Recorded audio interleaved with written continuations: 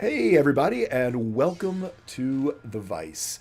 Uh, I am so glad to have all of you here today as we're going to start into a new story. I got to move some of our people around a little bit, and once I get that done, we're going to hop right into it. But first, let's start letting our folks introduce themselves. We will start with our buddy Dragons Are Cats. Kyle. Hello everyone, how are we doing tonight? I am Dragons Are Cats, and I'm playing Vidar Lycrin, the Hexblade Warlock of Lysithia, Forged Eclipse, who we found out last session was one of three sibling gods, a deity of another sphere from another life of Ishgrin. And there's another sibling out there, other than Ryan Talia.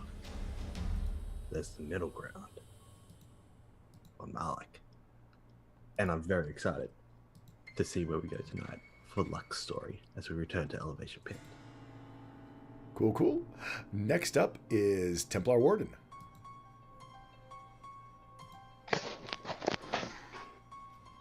Hello, I am Templar Warden. I will be playing Hidden by Axel, the Tabaxi Wizard. Excitable, energetic, always curious about the workings of everything and nothing as well. So I think he's going to have a hard time for trying to figure out what is happening here when there's probably going to be no real forthcoming answer. So, oh dear. Oh, I plan on there being lots of answers, just maybe not the ones that people are wanting to find. Yeah, that too. On that note, speaking of answers and wonderful things, in NG9. Okay, I was wondering which one of those words you were going to pick. Hello, everybody. I'm NNG9. I play Lunar Water, the monk cleric. She's cool. She's collected. She hasn't had to kill anybody yet. Which is mildly disappointing, but it'll be fine. It'll be fine. Also, Resident Huntress. Me, not Loda. Loda doesn't mind. Next up, the man of the hour, Good Guy Pie. Hi everyone, I'm Good Guy Pie. We're just gonna paint some happy little trees, maybe a happy little blood-cursed monster over here, attacking our happy little friends. I will be playing Luck Goldheart, cursed adventurer extraordinaire who's... We're not good. It's fine. It's fine. It's fine. Everything's fine. I did this to myself. Yes. 2 years in the making, this story of, as everyone has watched Luck slowly creep into insanity, the whole party now is going to possibly get some answers of what is up with Elevation Pit and our buddy Luck Goldheart. Speaking of dark and mysterious things, Tree Hugging Druid. Hello, I am Tree Druid. I play Celia Rollerin, our high elf rogue, who is the one that got Luck into the situation. We're doing great. It's gonna be fine. You don't listen to the rogue, Luck. You don't listen to the rogue. I trusted you one time. It's the reason why we hit each other. It's all gonna be fine. I mean, these things, they're not bad. They just want to say hello. They're looking for hugs. Speaking for hugs, I'm Tall Squall. I'm your DM and master of hugs here. We are diving deep. This is our 94th episode of The Vice. For those of you who are returning or joining us for the first time, this is a new arc. Not a whole lot of backstory goes into this other than the fact that Good Guy Pie's character, Luck, was exiled from his home after 10 years of being its guardian and has slowly been losing his mind and has now returned home. So we will see where all that leads. A little bit about our channel. We are running it 100% for charity. We are continuing this month to support Mental Health America and their hashtag initiative before stage 4. It is a education campaign about trying to help people understand more about mental health and that we should treat mental health much like we treat physical health, of pre-diagnosis and early diagnosis before people get into a crisis. There are some wonderful links down below. You can donate. 100% of your money goes to charity, and it affects our game. But also, right below that banner for Mental Health America, you will see Mental Health America's hyperlink in the text. If you click on that, it will take you directly to their website, where there is lots and lots of free resources for you to find out more about your mental health, share with your loved ones or friends, and help educate them as well about how to take care of yourself before things become a crisis. So hope you all do actually check them out. If you're able to donate, that's great. If not, if you want to sit back and watch as this unfolds, I am very happy to have you. And with that, I think, unless anyone else has any announcements or stalling tactics, I think we're going to hop right on into our story. 2 weeks ago, Iska, who is not here today, Bird versus Plane, faced and with the party. Hey, thanks for those bits, Red Tornado. One advantage for Axel, Luck, Luna, Cilia, Vidar, just in case. I appreciate it. Faced off against her nemesis, Bati, who had been plaguing the party pretty much for the 2 years of our campaign. And with their help and with sort of outrageously risky tactics, the dice fell their direction and they won, defeating Bati. Afterwards, they were heading back to try to hook up with the caravan, had a fairly straightforward plan that they were going to get back sort of on the path that they thought was their destiny. Along the way, they found Iska's long-lost father wandering in the salt flats, where they composed a new song, which is our new Vice theme, done by Cole McGinnis. And we are be exploring more of that later. But after actually what seemed like a very peaceful, calming evening of clarity for Luck inside of our ring of regeneration, the next morning he awoke after feeling this weird pressure within his head, almost like a bad sinus headache or a migraine coming on, because in order to defeat Bati, one of the things they did was channel Luck's darkness, channel the bond that he has that gives him his powers of a blood hunter, and basically turn the fire hose wide open in order to disable Bati and his clockwork mechanisms. And apparently that did not happen without a price.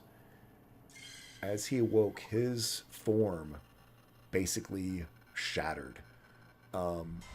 His body is now riddled with cracks, with this sort of dark red ectoplasmic ichor that sort of drips out of it and then vaporizes into the air.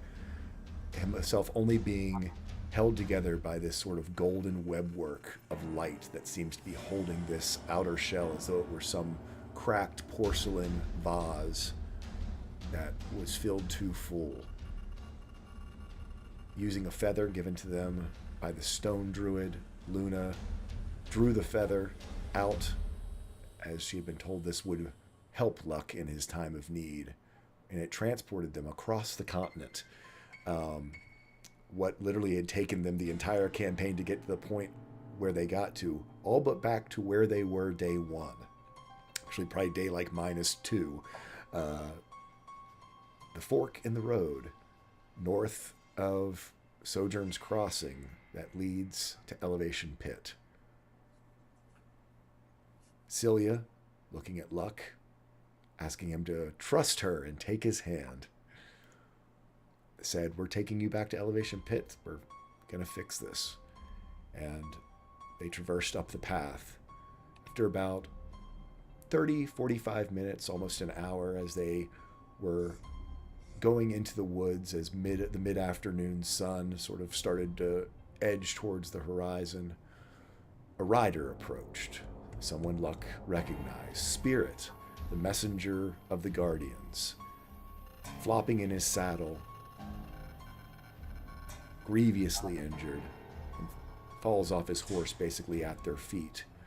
Through some medicine checks, they found a weird lump on his side underneath of his cloak. Ripping it off, they saw that it in fact was sort of this fleshy, almost insect-like multi-jointed arm that was made out of one of his ribs.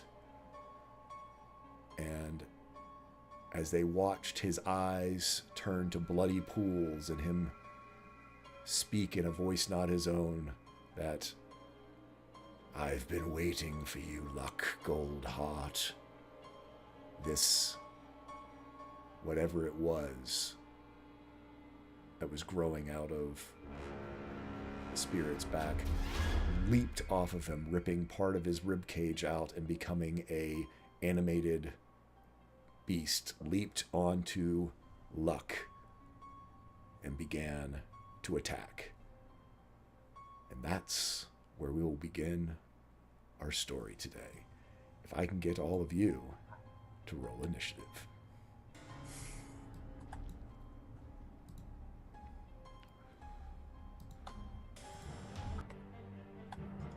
Let's do this.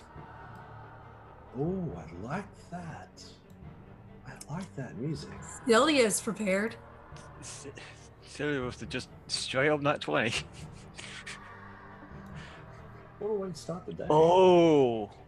Ooh.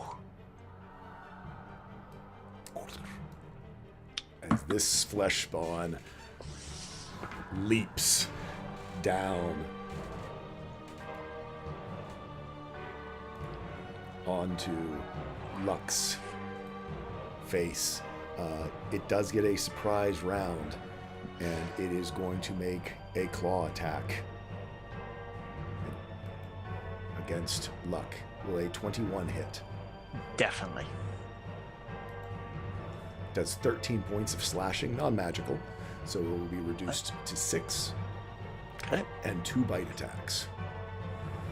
On a 9, it misses, but on a 25, it is going to hit.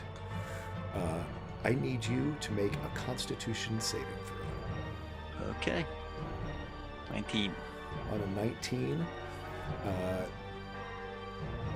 you take 10 slashing damage, reduced to 5. Okay.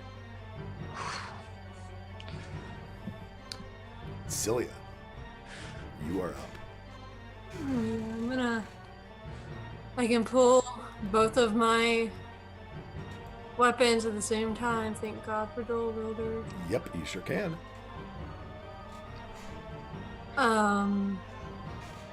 Big thank. Oh, go ahead.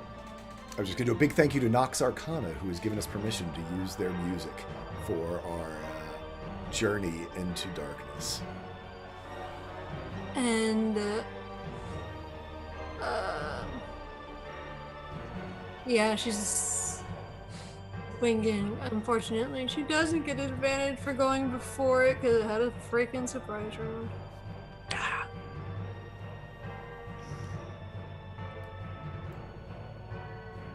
But I have a skill back.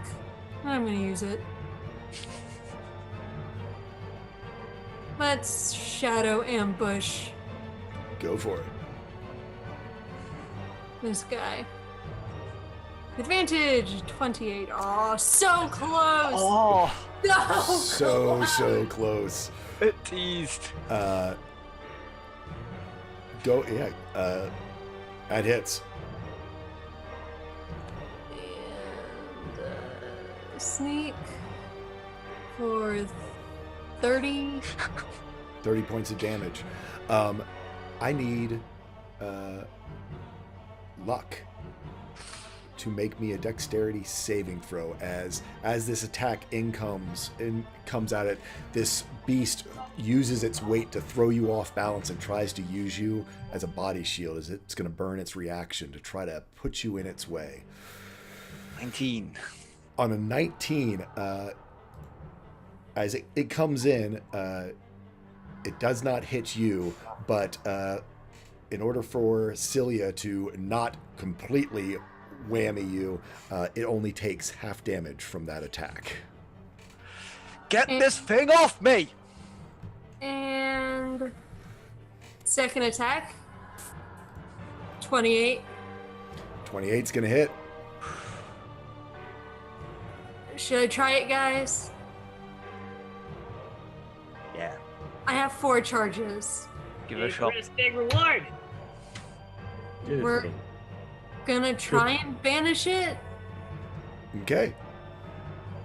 It has less than 100 hit points. Yes! I'm gonna use my advantage on my charisma save. So it's charisma versus charisma, yeah? Yeah. Okay, go ahead. Roll your charisma. Oh, gross. On a Rolled 10. And it rolls a 10, so it saves.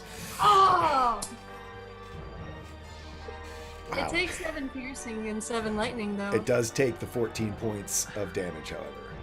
But it does stay there. You see its form start to ripple and shift like it's going to be pulled into the void, but it does not vanish. Sad. Plus 14. So close. So close, babe. So close. All right, and that's my turn.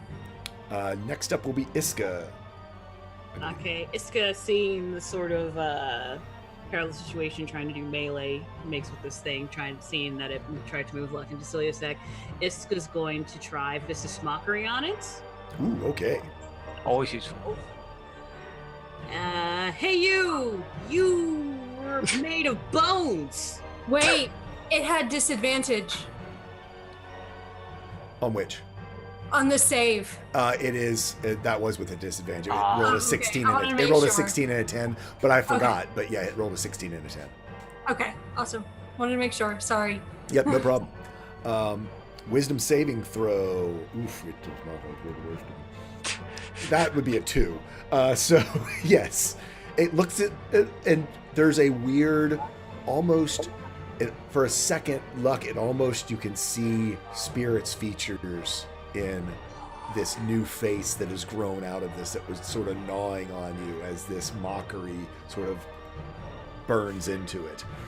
And then so it'll also have disadvantage on the next attack it makes this round. Ooh, nice. That's going to be helpful. That's what Vicious Mockery is lovely for. Yes. Yep. And as that's an action, as a bonus, she's going to inspire Luck. Luck, we're gonna get this thing off you. Hang in there, buddy. I appreciate the effort. In sort of I'm a not wild leap of erratic movement, so erratic that it slips away and does not provoke an opportunity attack, it's going to jump to the person that was gave it the most damage and leaps over to onto Celia. And as it does that, it is going to make its claw and bite attacks. Just the first.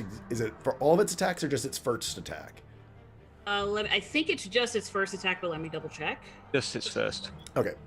On the net, yeah, just the next. Okay, so on claw it has disadvantage. 13, I assume misses.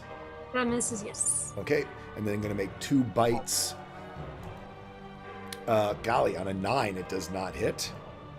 And on another 9 it does not hit, as it seems to be far more distracted by the nastiness that Iska plagued it with.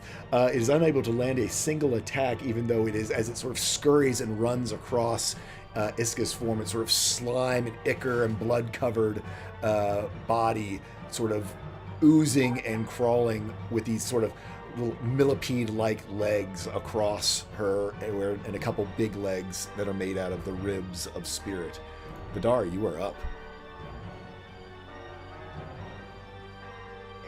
Vidar is going to mosey on over to this wonderful, wonderful spirit creature, whatever this is. Flesh spawn. Oh. And he's gonna turn Lysithea horizontally, lights up in blue flame. He's just going for a slash and try to reef this thing off what? It's on It's actually Celia. on Celia now, but Oh, I mean, so evil. I was recording. Yeah, 21. 21 definitely hits. And it is it's gonna use its reaction as it's been its turn and try to yank I already said it though. Yank Celia. Do a dex save. Damn it. I rolled crap though. Yay! It's a 16. You are hit by it. Throws you in front of Vidar, and he hits you. Vidar. I'm gonna use my reaction then to uncanny dodge. Yep, you uncanny dodge and reduce it down to 9 points of slashing and fire damage. But the creature does not take any damage as it is thrown. It sort of shifted its weight to throw Celia in front of Vidar's attack. Doesn't Okay, Green no, Flame do extra damage to an adjacent creature? It does. So it can take that. So I'll take the 2. It'll take the 2 fire damage. Yep. Better than nothing. Hey. Actually, you see the fire just seem to roll off of its back. Good to know. That is, like, That's good to know, though. Okay. That was worth it to know. oh yeah. Like, okay, let's not use fire. And I'm just gonna the flames go out. Anything else you'd like to That's do? fine. Bonus action? Or bonus action was to cast the blue flame, right? No, that was just the action. Okay. Can I use the rest of my movement to just bypass, to just impose myself between Celia and it? Like, Well, I mean, it is literally on Celia. Yeah, probably won't be able to. It's a tiny creature. It's not even a medium creature. It is, Oh, it's like it's it's like that. ribcage sized, whatever. Yeah. It's face hugger sized. Let's call it what it is. And grab face hugger. Yeah, that's great. But no, I can't do anything. So I'm just like, I'm gonna circle around and try to get off your back. Okay. I just Luck, you are up as you see this thing trying to, Celia holding off this thing as it tries to gnaw on her face. That was once part of your friend, and weirdly seems that one of its eyes almost looks exactly like Spirit's sort of brown eyes. This sort of just pure anger reaches onto his face as he pulls out his pick, slams it to the ground as this lightning shoots up along it. As he sprints up to it to try and he's going to try and make a grapple against this thing. Oh, okay. Do athletics, and just because I can, I'm going to use that bardic inspiration. Okay. Is it D8 still? Celia is, I think, No. still a level 9. I think she's a D8. It's still D8. I think it goes up to like 10 and 11. Yeah, I think it goes up Yeah. next. Yeah. Fine. For 20. dirty 20. And it's I can't use Dex, can I? Against a grapple, it has to be. You can. I can. Okay. Ooh, good. Acrobatics Yep, or athletics. So yeah, it's going to use its acrobatics. Ooh, on a 19. You get it. It's slimy, and it's like trying to get away from you. That has you grabbed onto it. I would say at this point, it's still sort of grabbing onto Celia. You haven't pulled it away, but you've got a hold on it now. It can't do anything. It can't move. I forget if we rule grapple as a separate action. for attacks. No, we said that we grapple, shove. No, I'm sorry, we did. Shove is an attack, and you have an additional attack. Yeah. But a grapple is an action. It's an action. Yeah, Yeah. just double checking that. Then, like, is it still stuck on there, or could I just like use the rest of my movement to try and? Yes, I would say that you can basically, and I'd have you do a. This would be a contested strength, sort of pull it off of Celia. So yeah, we'll just do a contested strength for your movement to get it out there. Isreaver, thank you. and it's got crap strength. Ooh, still rolled a 16 though, but you're 21. You are able to sort of yank it off of Celia and pull it backwards. You can move it full movement because it's tiny. It's not like it's, certainly with you and your strength, a burden. Right. So yeah, he just pulls it back and sort of holds it in his hand and looks to everyone else to kill this thing. Luna. Luck. Luna's gonna pull out her sword Ooh, nice. and flash it because Luck's basically holding it kind of out like that. Yeah, I'm going to say that you have advantage on this, as it is basically just Luck is holding it and it's struggling, but it doesn't have any way to dodge. So I'm going to say that you have advantage on this attack.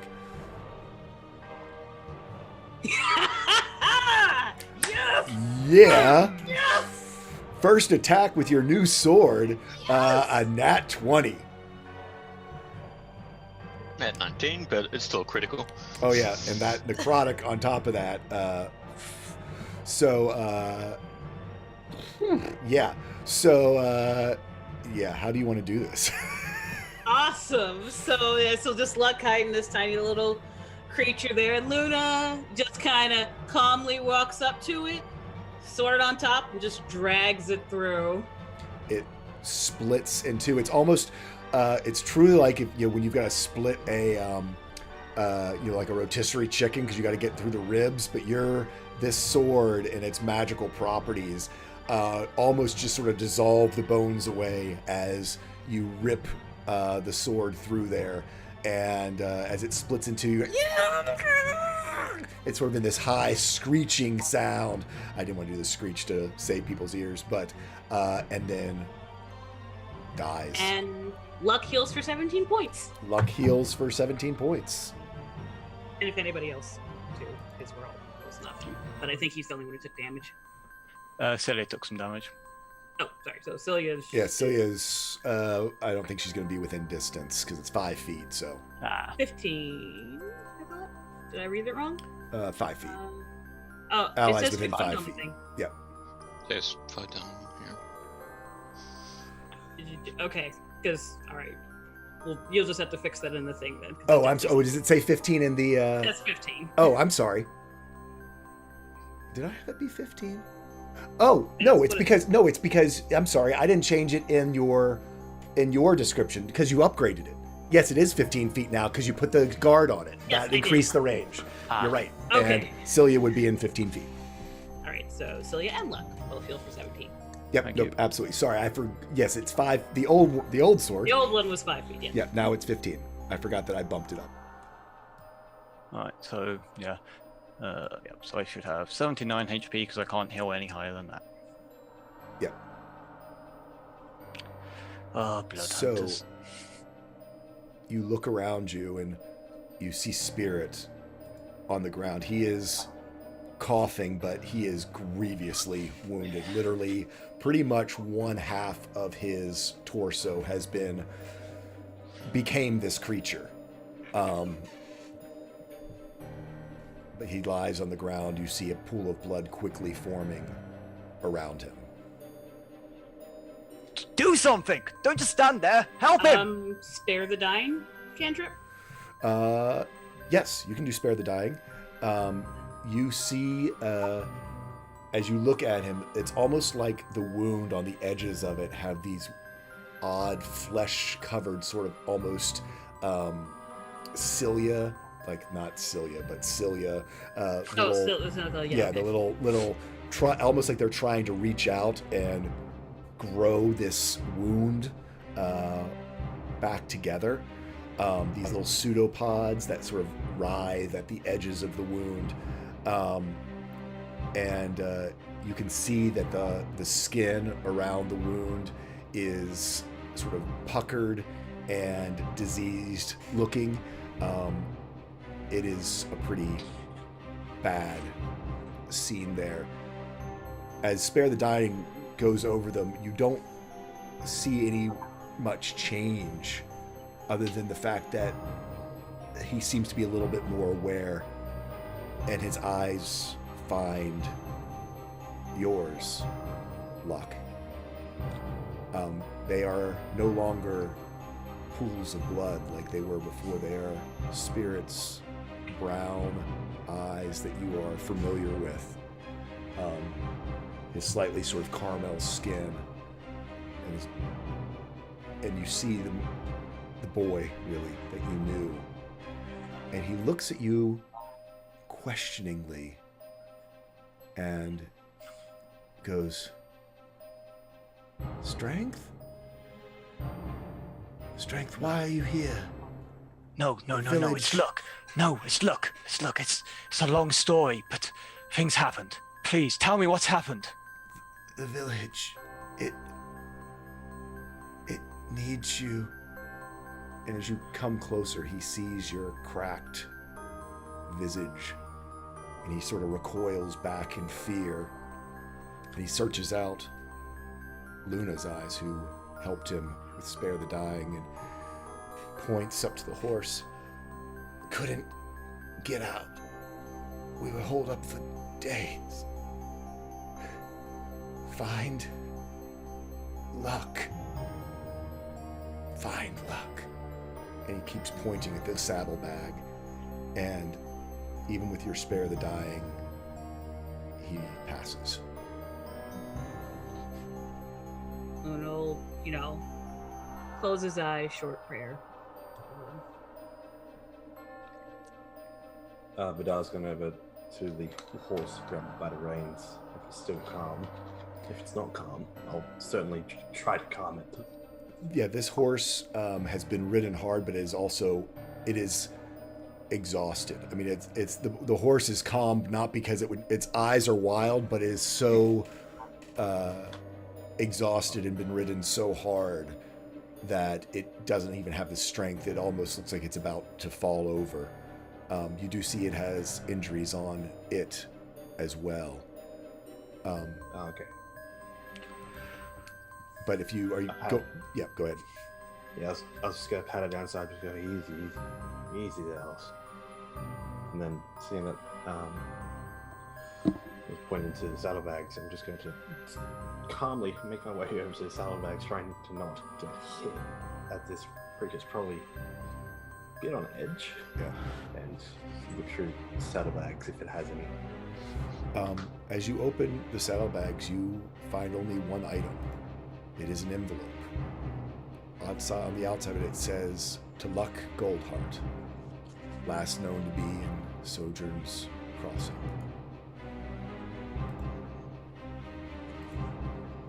Then open it, close the saddlebag. I just pat the horse, come over Luck and a letter for you. And from the bags.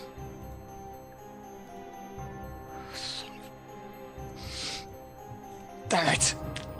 Give it here! Damn it! So he opens it. Are you okay, Manny? Are you okay? It's not okay. You see what is obviously Faith's handwriting. It is script. While your reading has come a long way, you probably could puzzle your way through this. It would take you quite a bit of time with your current reading level. Vidar, read this, now! Every word! Out loud, I read the letter.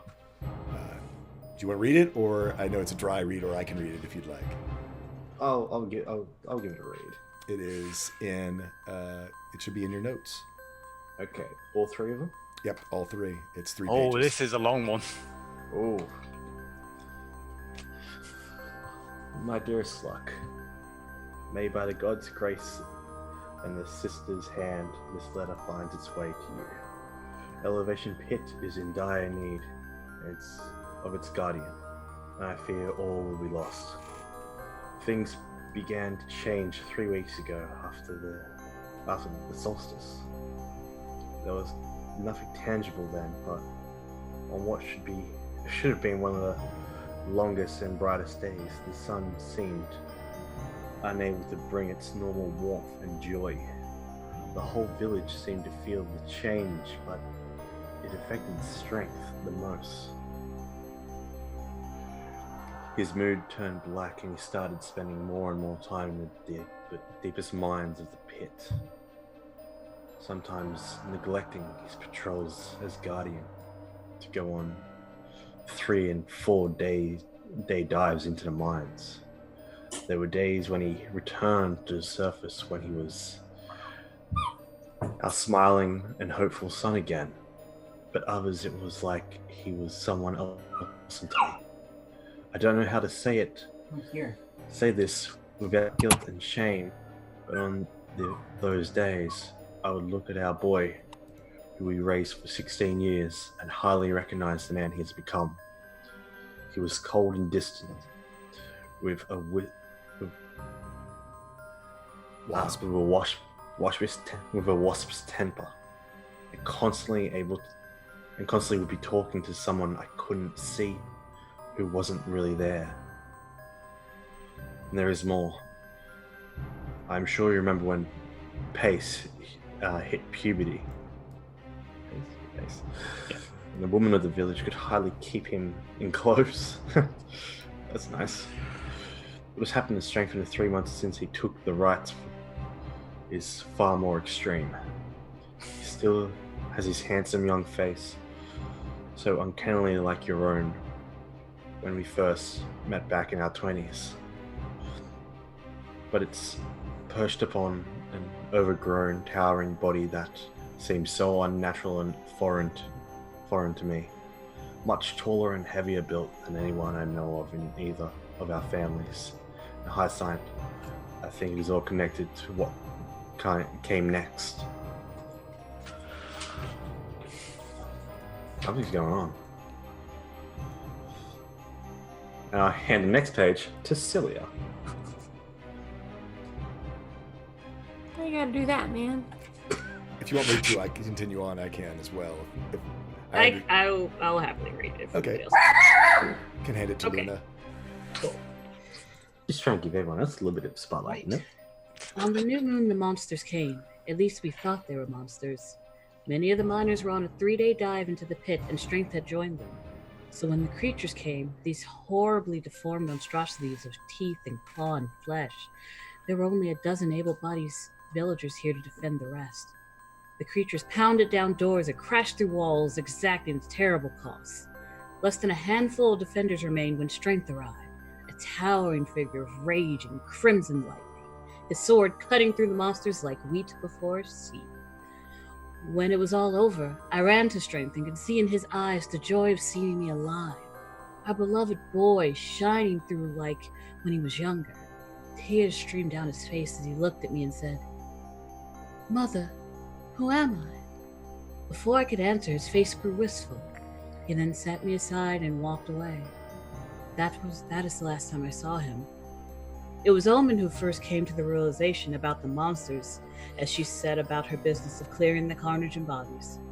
One of the creatures was wearing Mill's wedding ring and her necklace. At first we thought these creatures had stolen them, but as more and more personal items and scraps of clothes were discovered on the bodies, with horror we realized these creatures were the miners, our husbands and wives, sons and daughters.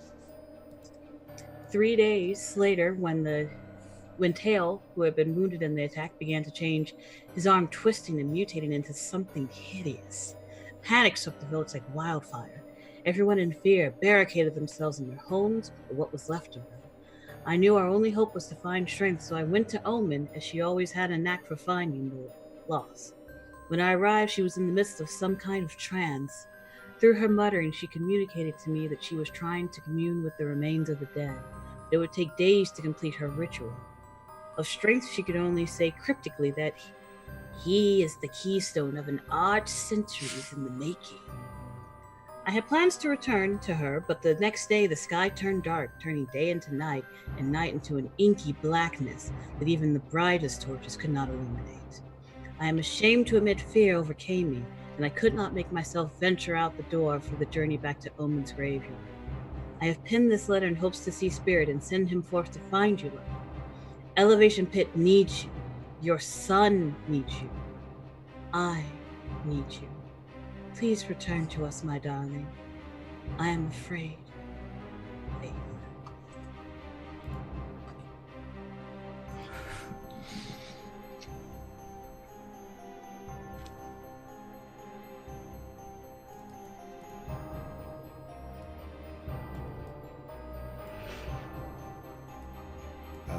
as Luna and Vidar finish reading.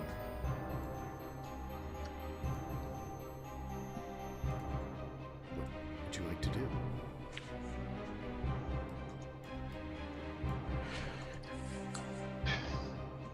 We're going. Yeah, Now. we're going. How clear is this path? It doesn't matter how clear it is. We'll go. I'm just saying if we can get there faster.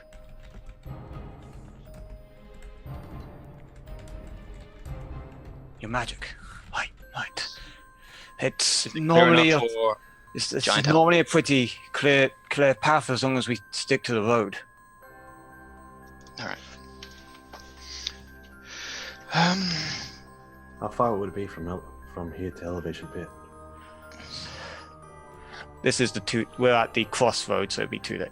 It's 2 days. 2 days. We can cut that down. Who's going in the ring and who's going on Elkback?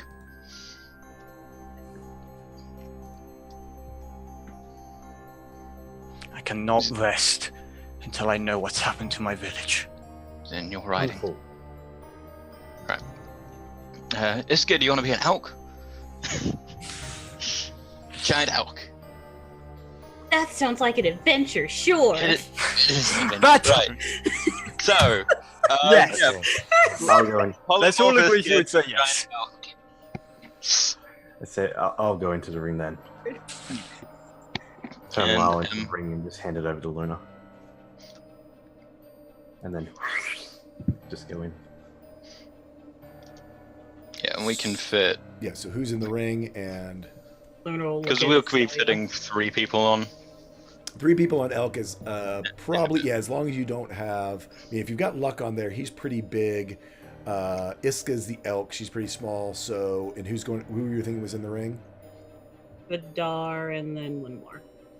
I'm sorry, So, Vidar yeah. and. One more. We have Someone- next. Oh, right. Celia, were you going in? Because I need to be outside for the. I know what right, always dragon. happens when Celia's in the ring. She's not going in the ring. So it doesn't Come on, want to Luna. really go in either. I mean, I will say this: when you polymorph Iska into the Elk, I mean, Elk is is a huge creature. So I mean, it has, and with its antlers, you see almost spread to the edges of this pathway. If the pathway gets much narrower, Elk is not going to help you very much because she's going to end up getting as caught in things as being able to speed things up. This is a winding path, so again, it's not a straight shot. This is up through the village. Mountain. Just sort of general. It basically looks like it could take a wagon just barely, and it's been a long time since a wagon's been this way. So foliage has begun to encroach on this path. It is 10 feet ish wide, but gets down even just in your own sight can see how it widens and narrows and twists. Yeah. So it is. Because we were running. If Because you're I was saying dragon without striding, moving you forward. could do it, but you will be making Yeah. checks to make sure you don't slam into a tree. Just need to be careful then. Yep. Actually, I don't think any of us are going to say no to Luck at this point. Oh, I'll dear. say no to Pretty Luck. good, but she doesn't see you. I'm like, Celia will. Okay. So, I mean, giant elk might be a bit big. I picked giant elk because forest creature, but it's also big enough to carry all of us like the Spinosaurus. Or most of us like the Yeah. Spinosaurus. If to carry 3, it would take a huge creature. A huge creature would would have a difficult time navigating this Yeah, okay. path. Does Axel have polymorph himself, not the wand? It's the wand. Okay. And if it was too big, we might have not actually polymorphed Silver. Yeah, Yeah, if I'm it's going to too say big. before you make Yeah. that decision, Yeah. If, I mean, if it's too big, yeah, we'll We can. you can save Yeah. that charge. we'll do it by foot. Yeah, we'll just go by foot, and we will. Do we want a dragon stride? I mean, Yes! Luck If we're going does. by foot, it's easier to navigate. Yep, we'll go by foot. Also, on that note, we also have. Do we not have Grain and the cat as well? And yeah, Riley. Grain, Cat, Riley. Yeah. Do you want to throw Grain or Riley into the ring? I mean, Grain pretty much just rides on Luck's shoulder. Yeah. but- Grain rides on Riley- Luck. Vlad Jr. rides on Cilia. At his size now, Riley would either walk or need to go in the ring. Yeah, so ring. Right, At ring. this point, Riley and So ring. Cat. Riley and Cat in the ring. And the You stay safe. I'll ask Cilia if she can help take the cat.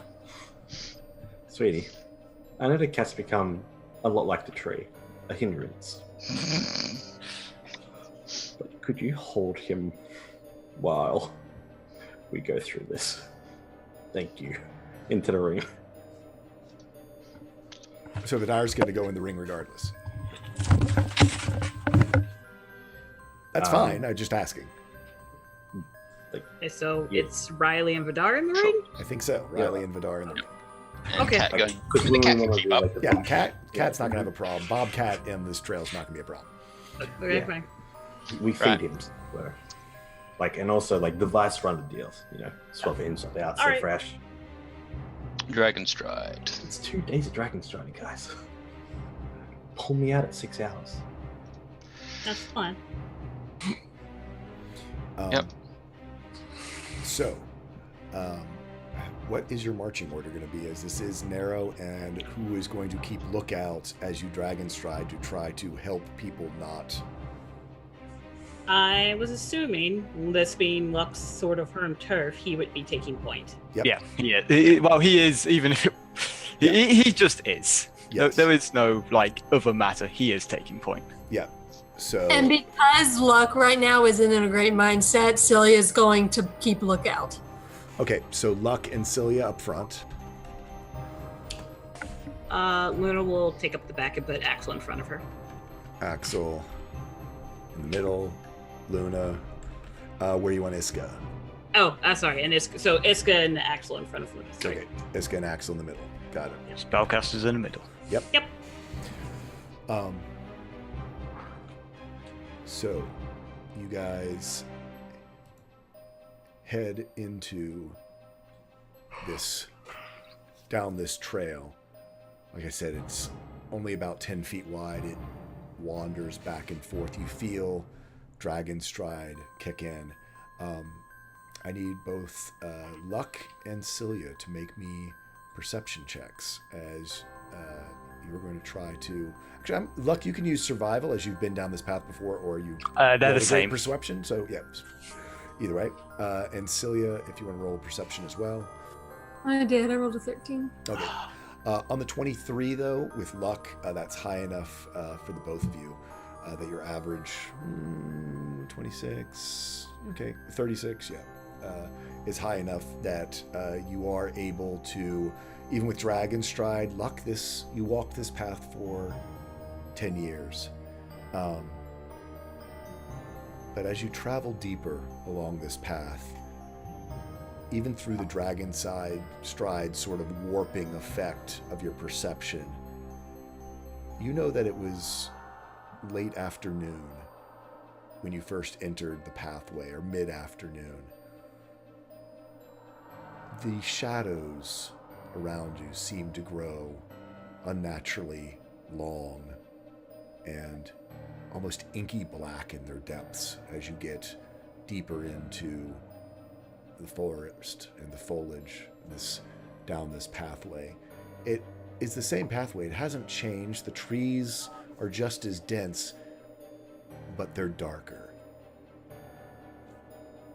Axel, do me an intelligence check.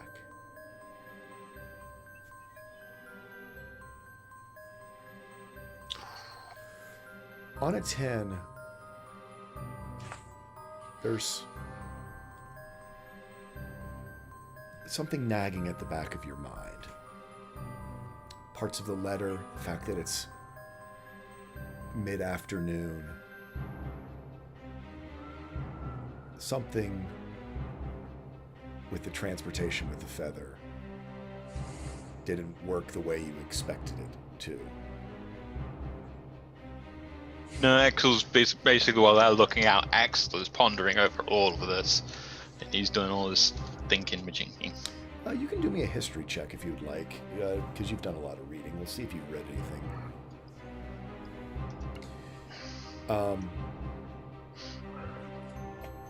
Knowing that teleportation doesn't work on this continent, most likely it was a plane shift. You know that there are planes that have time that runs at different speeds than the prime material plane. While it was an instant to you, it seems as though a much greater amount of time has passed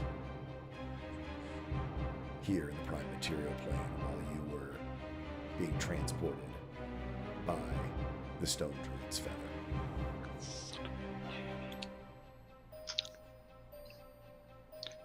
What was that feather that brought us here? Because it kind of took us out of time and then put us back in 3 weeks late. Or, well, I guess it wouldn't have been any quicker if we took any other route. But what was the feather? I do not know how it works, Axel. I simply accepted the gift. Okay, gift from the Stone Druids. Yes. I see. That might explain it. Yeah, so we've kind of skipped 3 weeks. So this happened around the time of the solstice, around the time of perhaps the battle.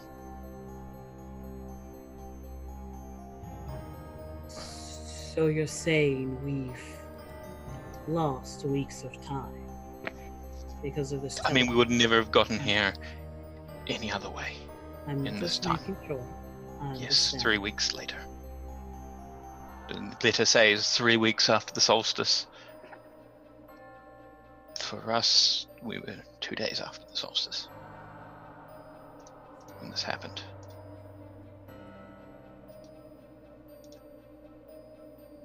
There's nothing to be done about it now.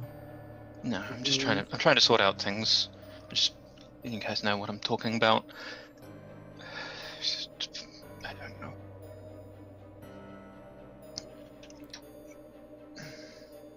After another hour of travel,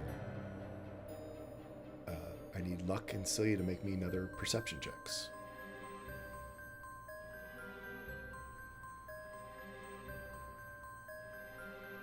18 and 17, you still manage to keep the party from running aground, so to speak, into the trees, but Luck, again, being familiar with this area, you notice that some of these trees now are different. They have abnormalities, strange burls along their length, some reaching even 10 to 15 feet high. These sort of outgrowths, tumorous burls and outgrowths growing along their trunks, sort of swollen, misshapen.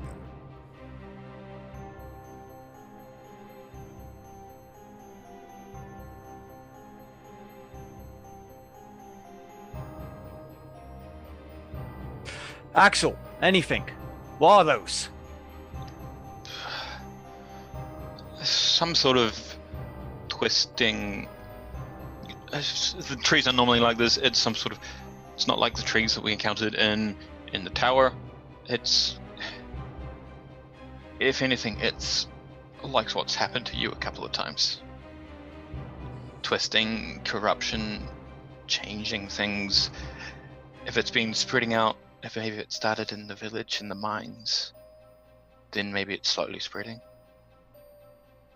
If that's the case, I mean, it looks very much similar to what happened to Spirit as well, just to everything.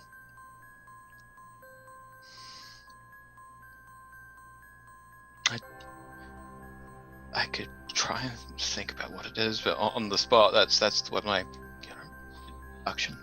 It's a problem, and we'll Yes. solve it. Pretty much. Another 2 hours you travel. The above, through the increasingly scarce breaks in the trees, Luck, you don't remember it being quite so dense a foliage. And as it gets dimmer, the lighting here, I need both you and Celia to make perception checks at disadvantage.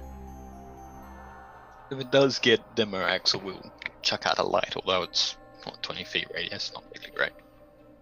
If Vidar does come out of the ring at some point. Yeah, would you got Vidar- 1 more hour. Okay. I think we've done 5. Yep, 2, 1, 1, yep. Luck, you can walk this path. You've walked this path in pitch black. You do keep the party from running into trees. But you see that the sky has turned a sort of dark, overcast, purplish gray in the very few scant places where you can still see the sky. And you notice as this quickening darkness as you drag and stride deeper down this pathway and into this corrupted forest. Axel puts out a light. And one thing you notice immediately, Axel, it does not seem to shed brightness that you're used to, as though it is somehow muted in this place.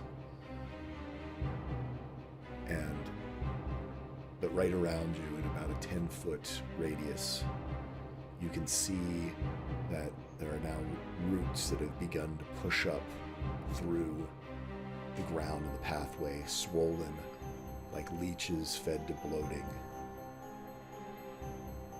And bark on the trunks has begun to split and crack.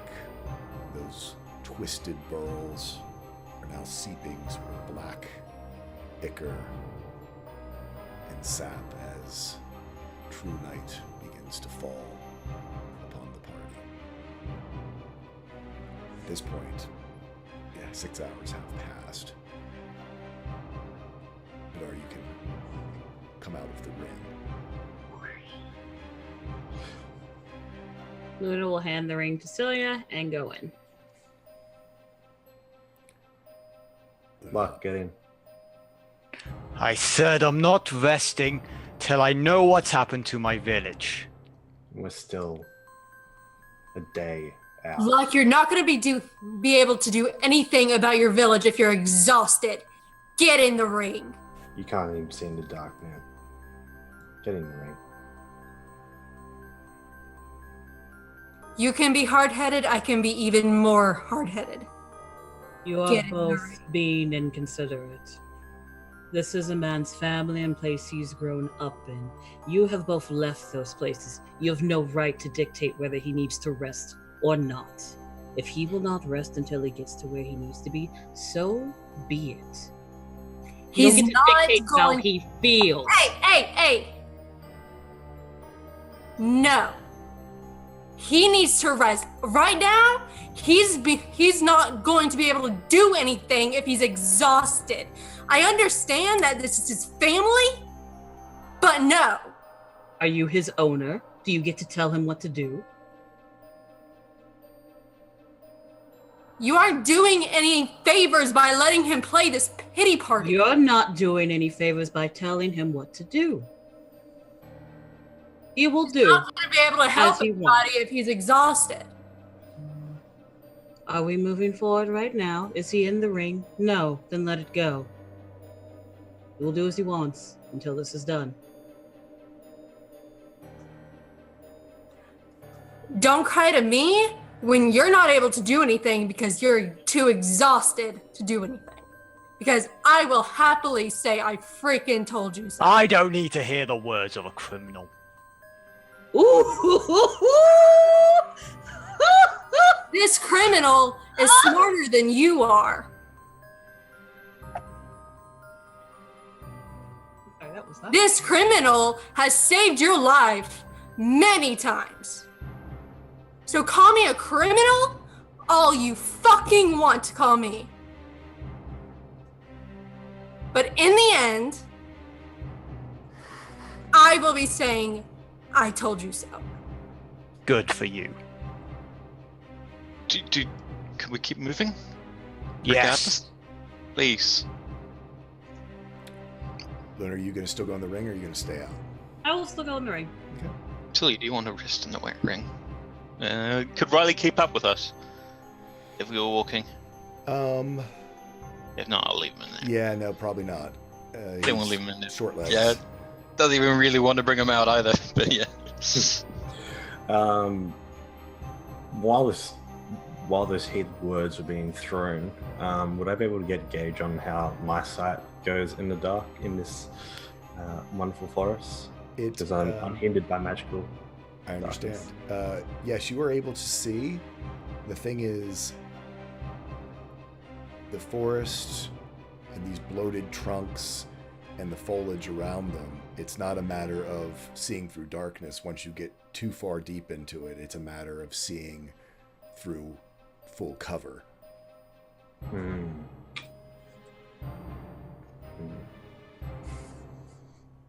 Darkness has fallen. Well, I'm gonna take point. Well, I think that's taking point. But yeah, might have two people keen eyes. But do we want to slow the pace? I don't want any broken ankles or anything. We wouldn't go anywhere, you know. Well, we could go in the ring. We do push forward at full pace.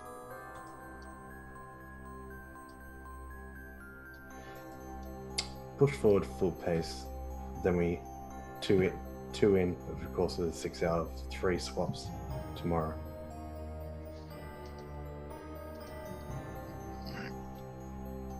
Keeps the dragon strike going.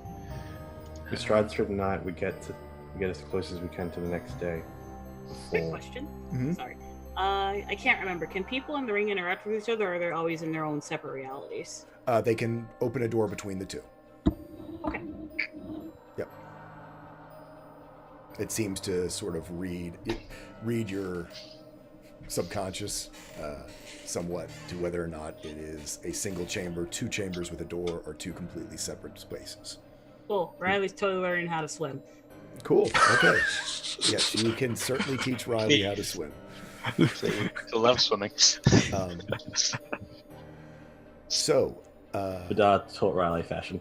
as you guys are moving forward, so is Luck and Celia still taking the front, or has Vidar sort of tagged Celia out after the heated exchange? Vidar's just going first regardless. We're trying to keep first regardless of everyone else, just because maybe his sight might help in any way he can. Even if it's being blocked by some full cover, he's still quite perceptive. Okay. Devil sight? Yeah, he has double sight. Depends. If Celia's not taking the back, then Axe will be, I guess, watching the back as well Okay. at this point. Although he'll have to stick close for the aura. Yeah, so we've got now Vidar, Berry Point, then Luck, Celia, and then Iska and Axel in the very back. Yeah, that seems to be the case. Yep. As darkness falls, this impenetrable night around you, you continue moving forward. I need everybody to make perception checks, as it's not just a matter about being hung up by things in front of you, it's a matter of being hung up by things that are in the path themselves. I'm going to use a bardic inspiration for that.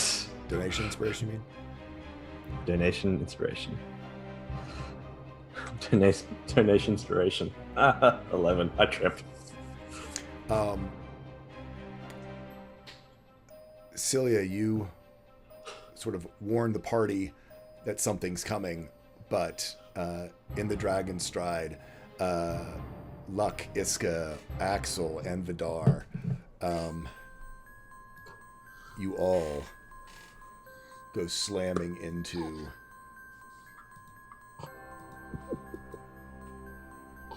these trees, all taking 7 points of bludgeoning damage. Why do I find it so funny? I assume halved. Yes, it is half. From Ireland. Yeah. And as that happens, Cilia, you hear the groans of your party member. But the big thing you hear is a rustling and creaking out within the trees as the noise that has been made seems to have drawn the attention of things that are lurking in the darkness. Yep, she pulls her rapier and her dagger, and she looks over towards the noise, and she says, "Come out before I make you come out."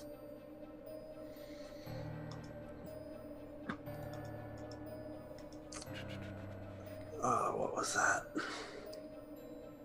Doesn't matter. Stand up. It's a tree or something. You're not going extra speed. Imagine riding a horse and running into a tree.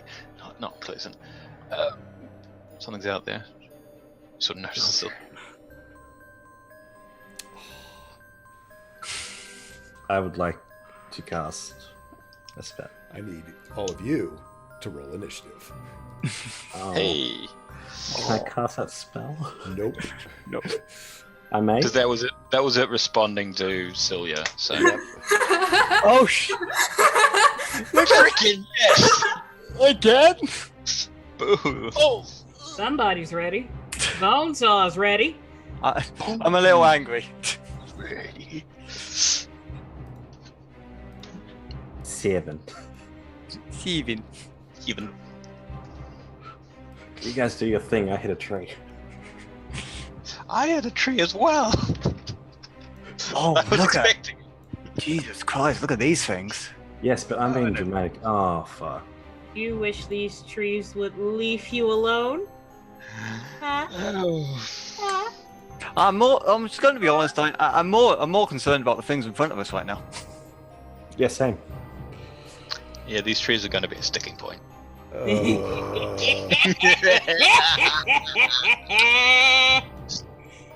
Y'all aren't allowed to play anymore. Beating the D up through puns. My plan worked. Aha! Stop These barking at us, Jay. at Cilia's taunt, these creatures leap out, red eyes burning, covered in spines. These cackling creatures seem to be made up of both bark and flesh. Come jumping out and attack the party.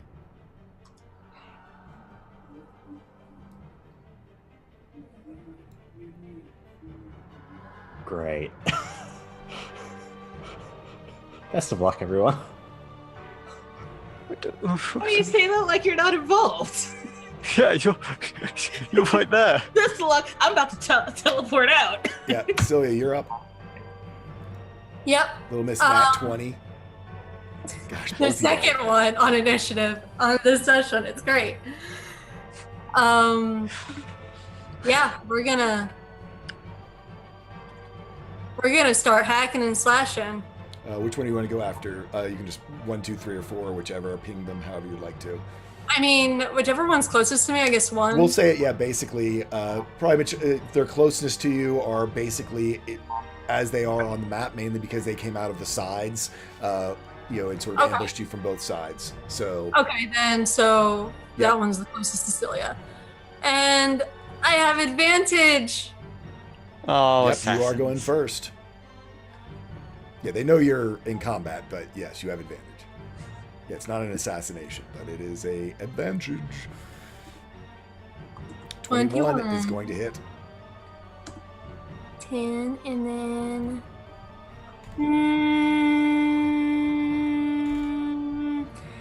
let's savage that. Okay, savage it. Gross. Still going to be better with your savage, even with the 7, because the sneak attack was so huge. So I almost max rolled my sneak attack. that is Like that. crazy. Yeah. That's that slow look of like, oh. Yeah. Just this beard on your face. Man. So yeah, plus another 26. This is a little angry, I think. Yeah, this one went leaping at you, thinking it was going to get the best of you, and literally just rapier up, and all but impales itself on it as it screeches at you. And bonus action. Steve. I'm pretty sure I still have advantage. Let me check it. I assume it's just the first. Any hit oh wait, nope. You have advantage on attack rolls against any creature that hasn't taken a turn in combat yet. Okay, So it's cool. So yeah, you have advantage still. 24. That will hit. And let's.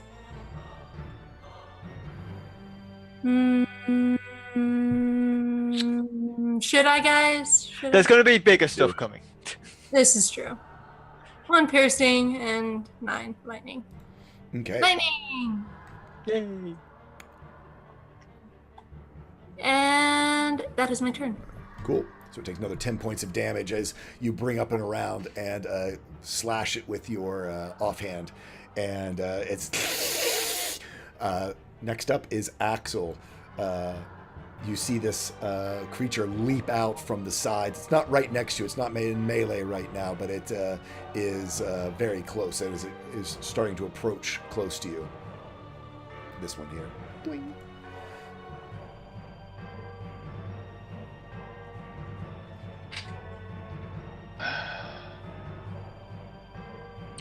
All right. Sort of, carves in the air a rune and shatters it as he sends a level 1 magic missile at this creature. Yeah, he's just testing it at this point. Okay. See what it can do. Force damage. Okay. Yeah, 9 force damage. He also needs these slots getting freed up.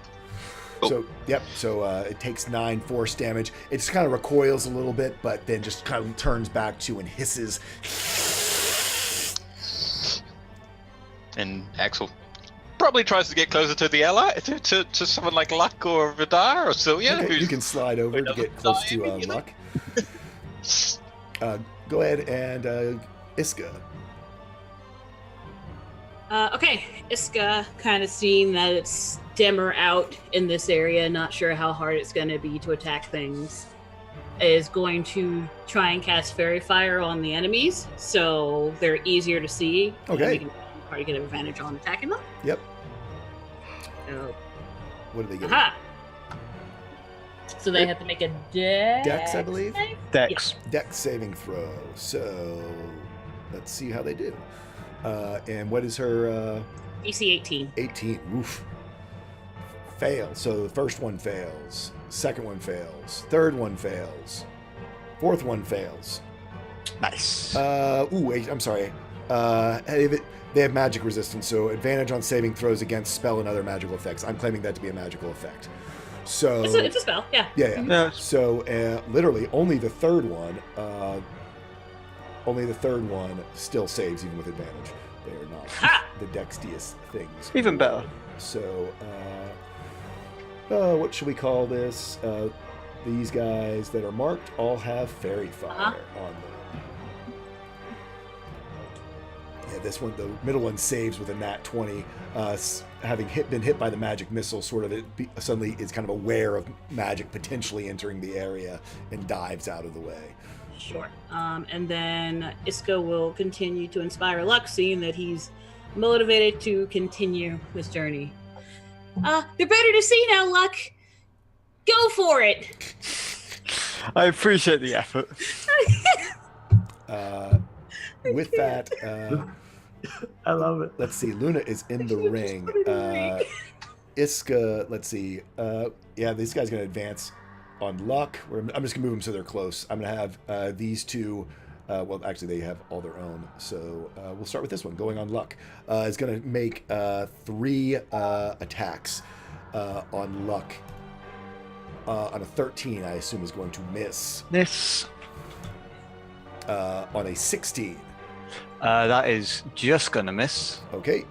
And then its tail comes slinging around. This long barbed tail comes swinging around at you on a 14. And unable to connect, its eyes sort of blinded by this fairy fire that Iska has put on it, as they seem to have very large eyes in order to maneuver around in this unnatural darkness that they live in. The next Barb Devil is, or Barb Devil-esque, sorry.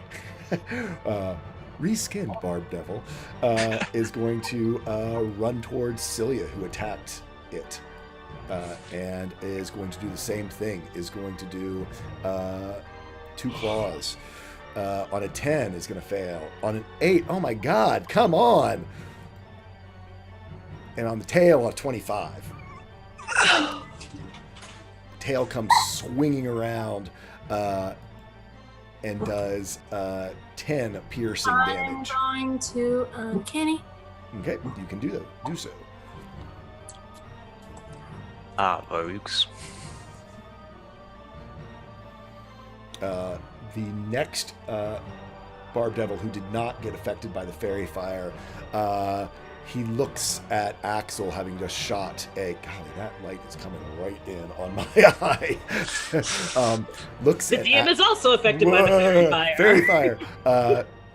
Looks at Axel and is going to reach back, and you see a ball of flame appear in its hand and fling it at Axel as it hurls flame at you, and with a 9 totally misses.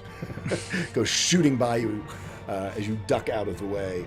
Vidar, you are up next. Okay, so let's go for the good old. Let's drop a hex on someone. Let's drop a Hexblade's Curse on this guy, and let's go charging at him. Okay.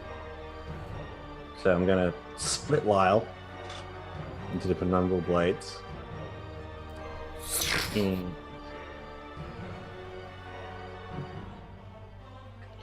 Let's go. Let's do it. Let's do it. And he's going to also get Hexblade's Cursed on you on that one. This one here has a Hexblade's Curse. I will put it on there. Hexblade. Okay, so let's go 1, 2. On the nat 1, Nope. yep. And on the 15, just barely hits. Oh, okay. All right, let's.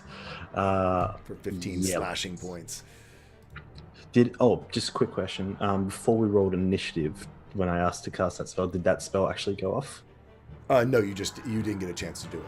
So you didn't lose the spell. Cool. All right, so another hit. Did a thing. Yeah. 19 will hit. And just for circumstance, I am going to drop a Eldritch Smite on him. Okay. Bam. So that does 36 points of damage. And he's not prone. And he is knocked prone.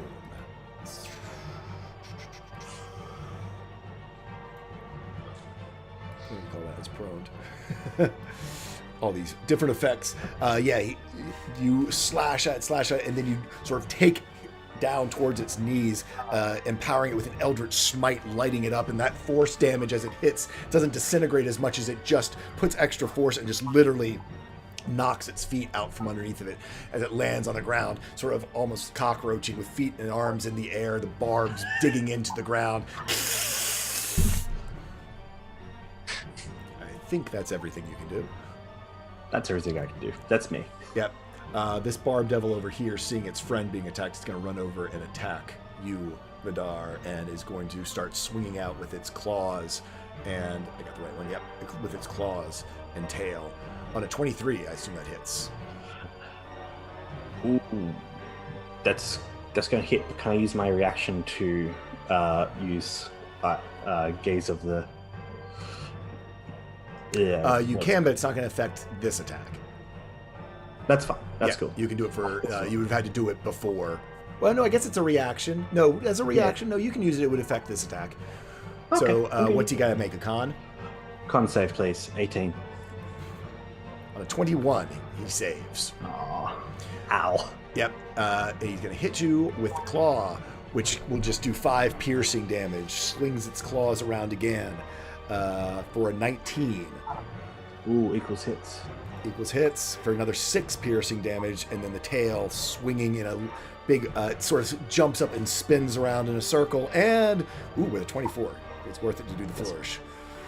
With another 10 piercing damage. So for a total of 21 piercing damage as these spines and spikes dig and rip through even Lysithia's magical armor.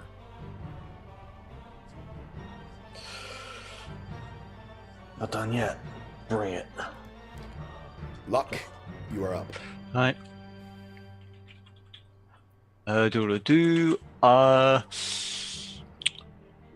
Bonus action, let's invoke a nice Rite of Lightning, because Okay. screw these things in particular. And yeah, let's wail on him. Go for it. First Which attack. one are you wailing on this One right in front of me. Yep, right in front of you. 26 is going to hit. 15, and 20.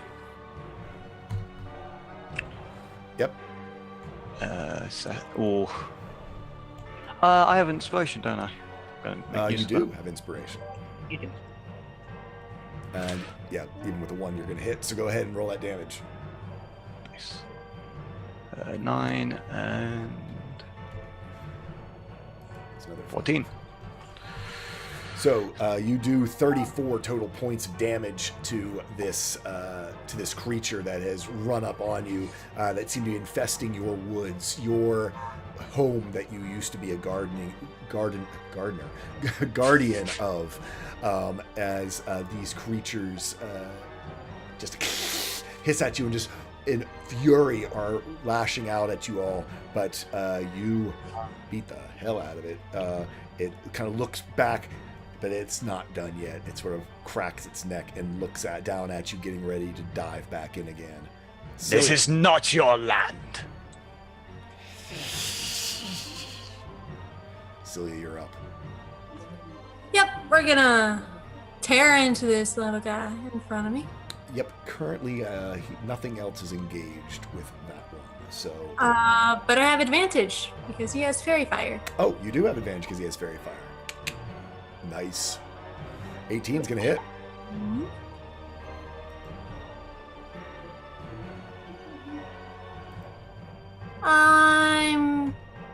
Oh, wait, sorry. I rolled the wrong one. There we go. There you go. Wow, plus another 22.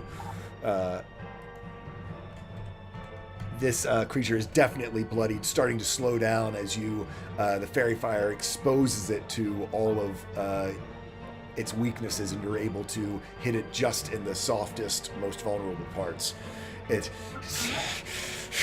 But it's still coming at you. It is relentless. And bonus action is 24. On a 24, that hits. Or Plus another 12. what? The lightning goes ripping up through this, but it's like almost limping towards you, and then it's going to go at you until its last breath. Understandable. Axel, you are up. The 2 next to Vidar, can you get in a position where you can catch both of them in Like in a cone? in a cone? Yeah. You would be able to catch them in a cone with the way that Yep. they are. So he's going to shift around, duck past over some roots, bring up his left hand, the good one. Mhm. There's a sparkle of light as he just throws it out. There is a burst of golden flames as he casts the Burning Hands with radiant damage. Burning Hands with radiant damage. Okay. They have dexterity saving throws. With advantage.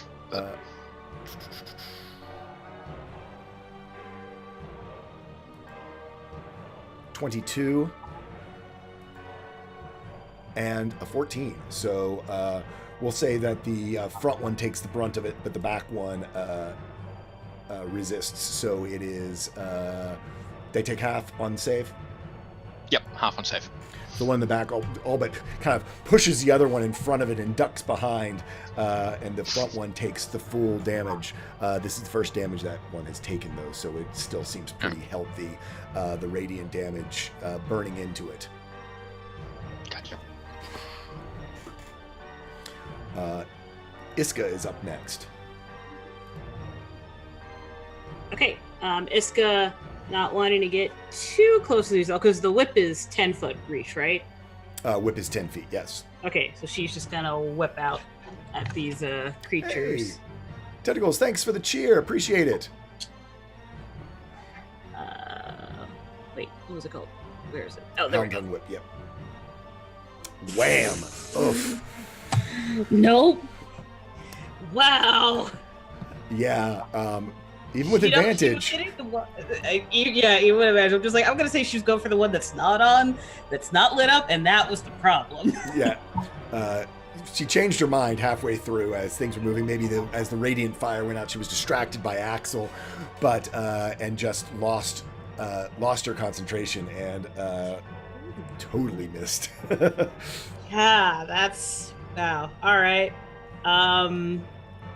Yeah, I guess she'll just keep inspiring luck with something that bird would say that I cannot think of. Yeehaw! Go get him. Yeah. Go get him, He's got cowboy. a heart of gold. There you go. He just plays the violin.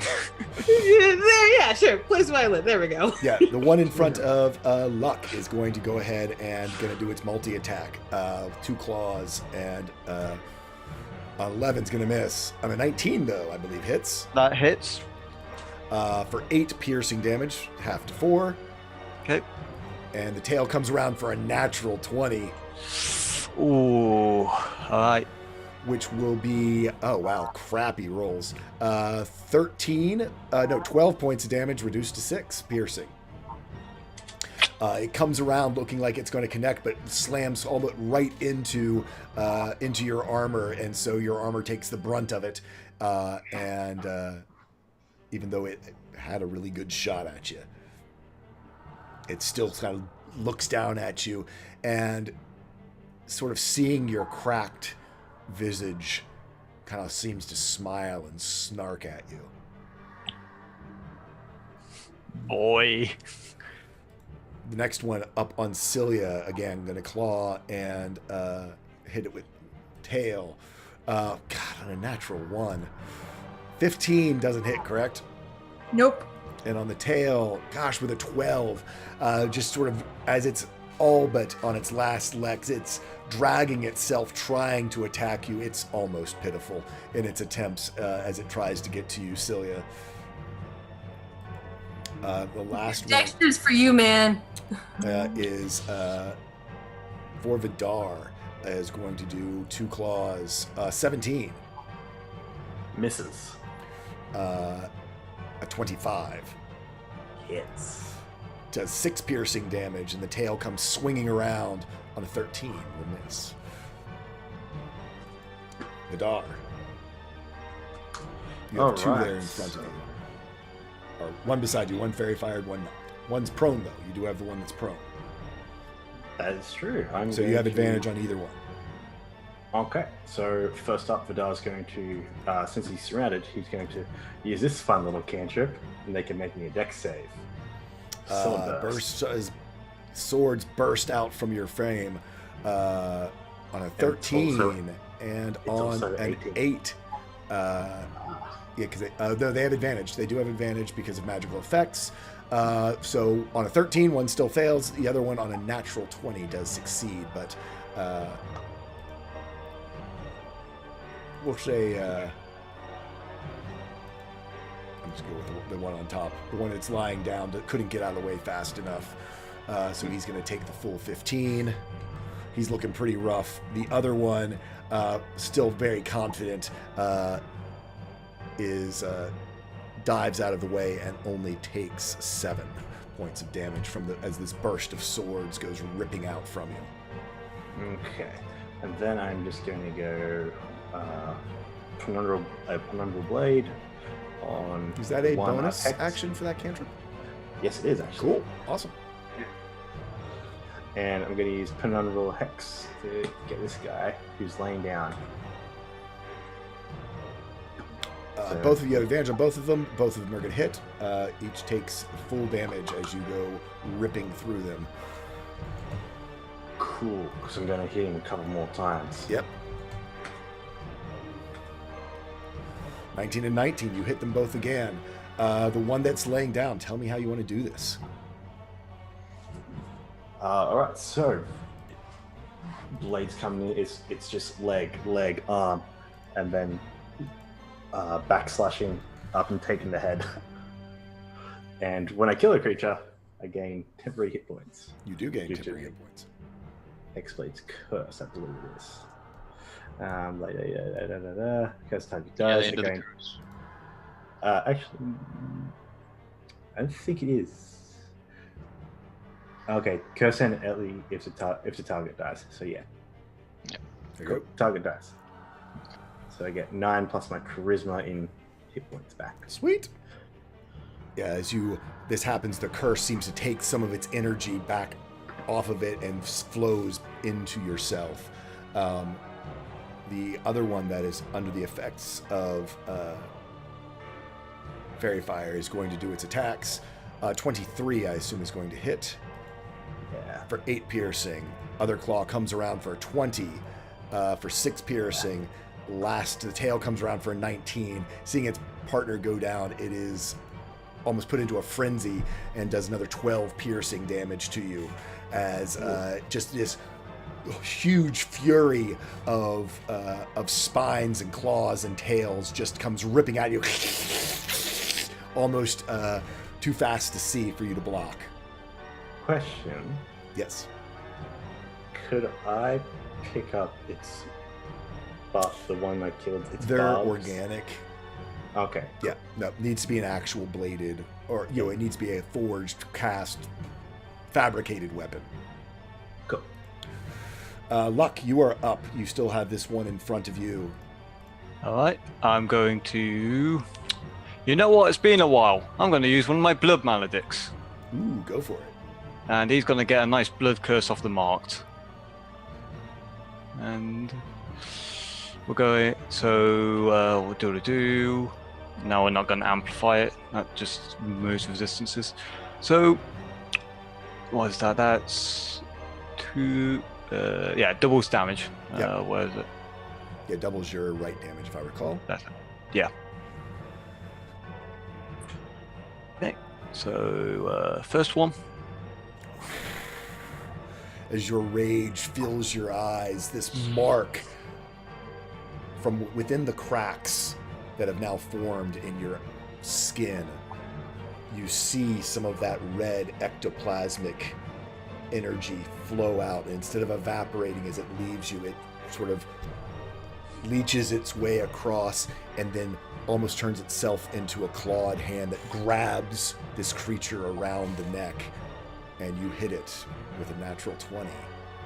Roll that damage for 20 force damage and 10, 12. and 12 lightning damage as you hold this in place with this blood curse and then Right. rip it apart. It is looking panic for the first point its arm. That smirk wiped off of its face that it gave you before. It still lives, but not by much.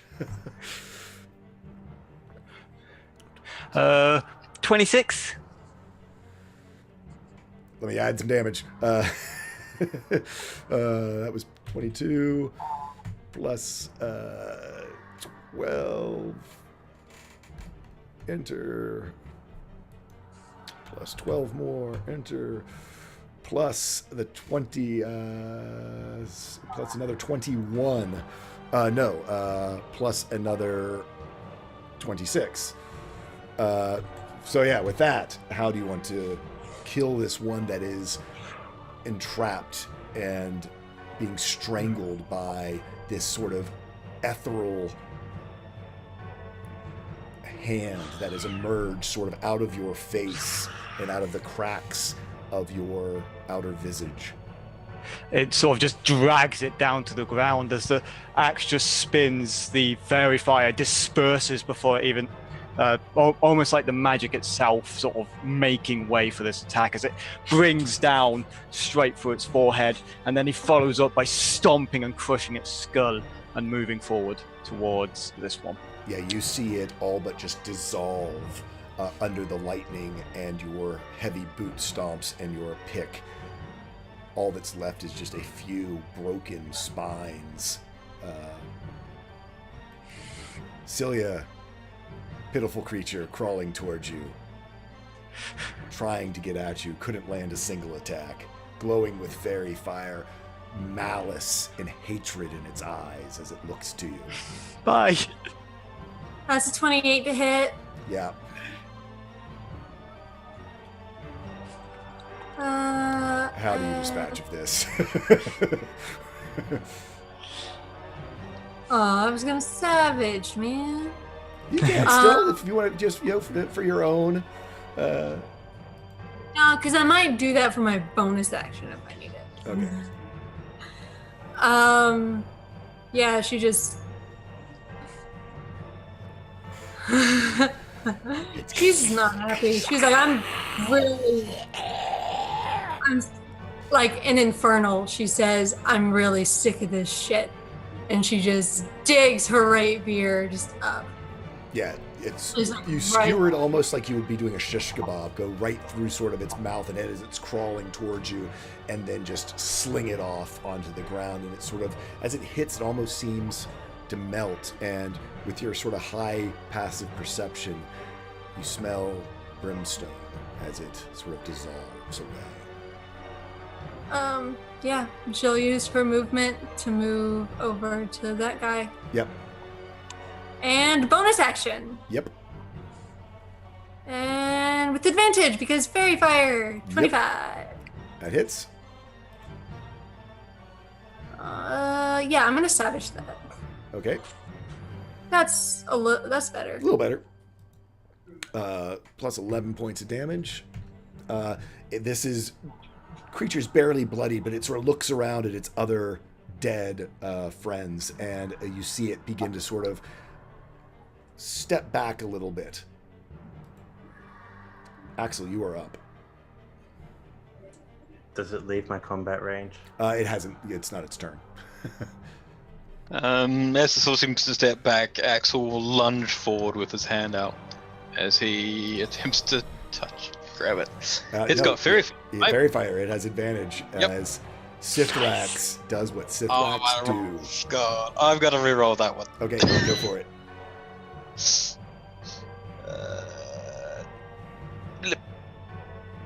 That's better. Yep. As 33 necrotic. Yeah, as 33 necrotic, or 23 necrotic, right? 23, yeah, I can't. 23 necrotic. Tell me how Sithrax dispatches of this creature, as its barky skin seems especially vulnerable to this type of damage.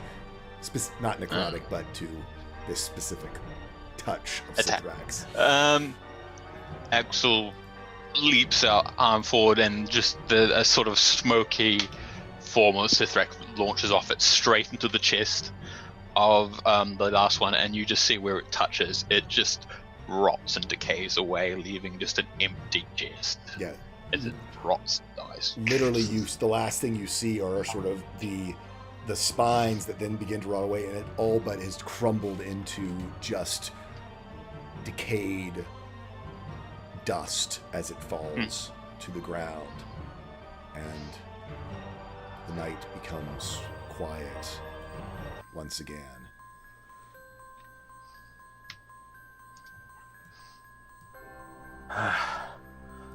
Thanks. Good work. Good work, everyone. Ow. Yep. put Lyle back and I just pull out a spine. Just.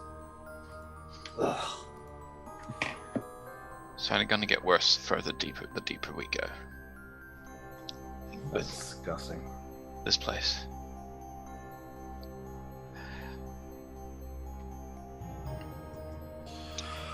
Are we all good to keep moving?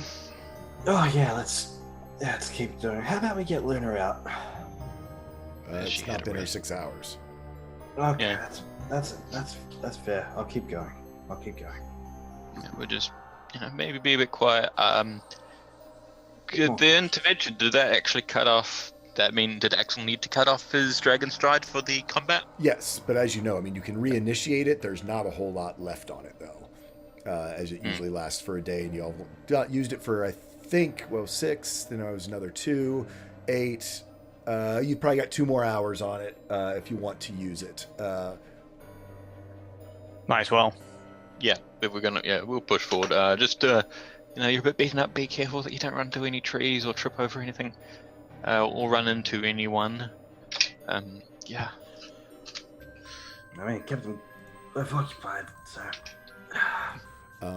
As you all go deeper, I need all of you all to make perceptions checks as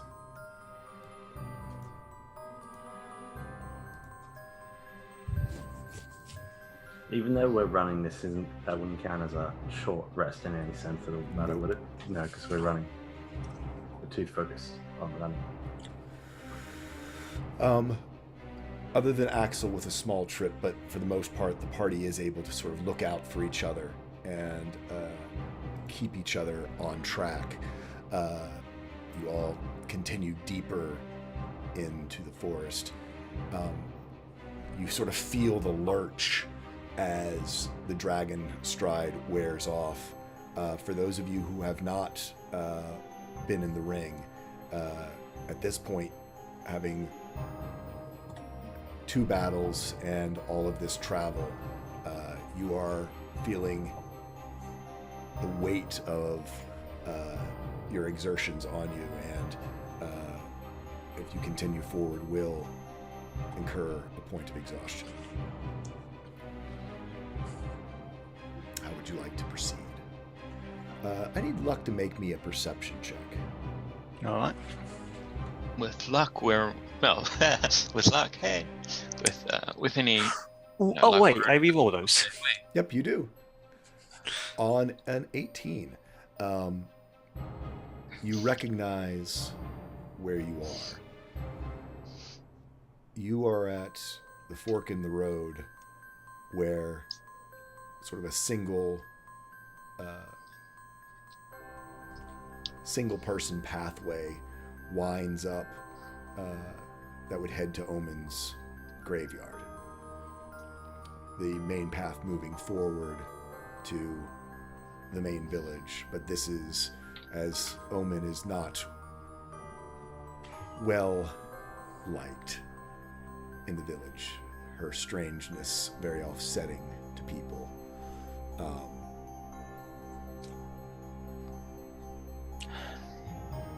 Oh, you're welcome, organic artist. You see that pathway that heads up there, whether you would wish to head towards Omen in the graveyard or to continue forward to the village.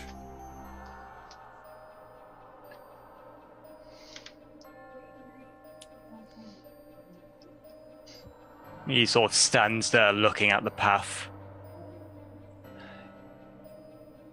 That damn old crone knows things. Everyone, we're going this way. Alright. There's answers this way. The more we know, the better we can deal with what this is. As it How is far? narrows down. From this point, it is it's a couple out, actually probably about 4 hours up this pathway. Certainly, if you're going to be navigating it in the darkness. As far as timeline goes, it's probably about, for both all of you, it's about probably 11 o'clock, coming up on midnight. So you'd be reaching there right at 4 a.m. or so.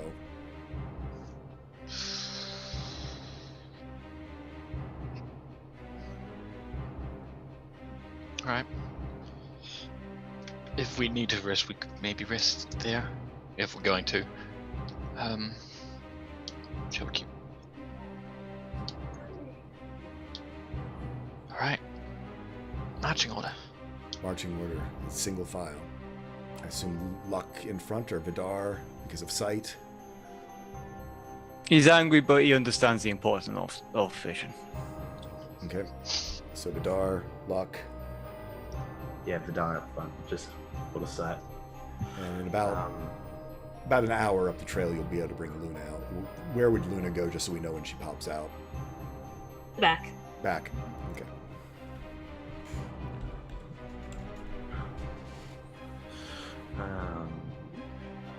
I'll down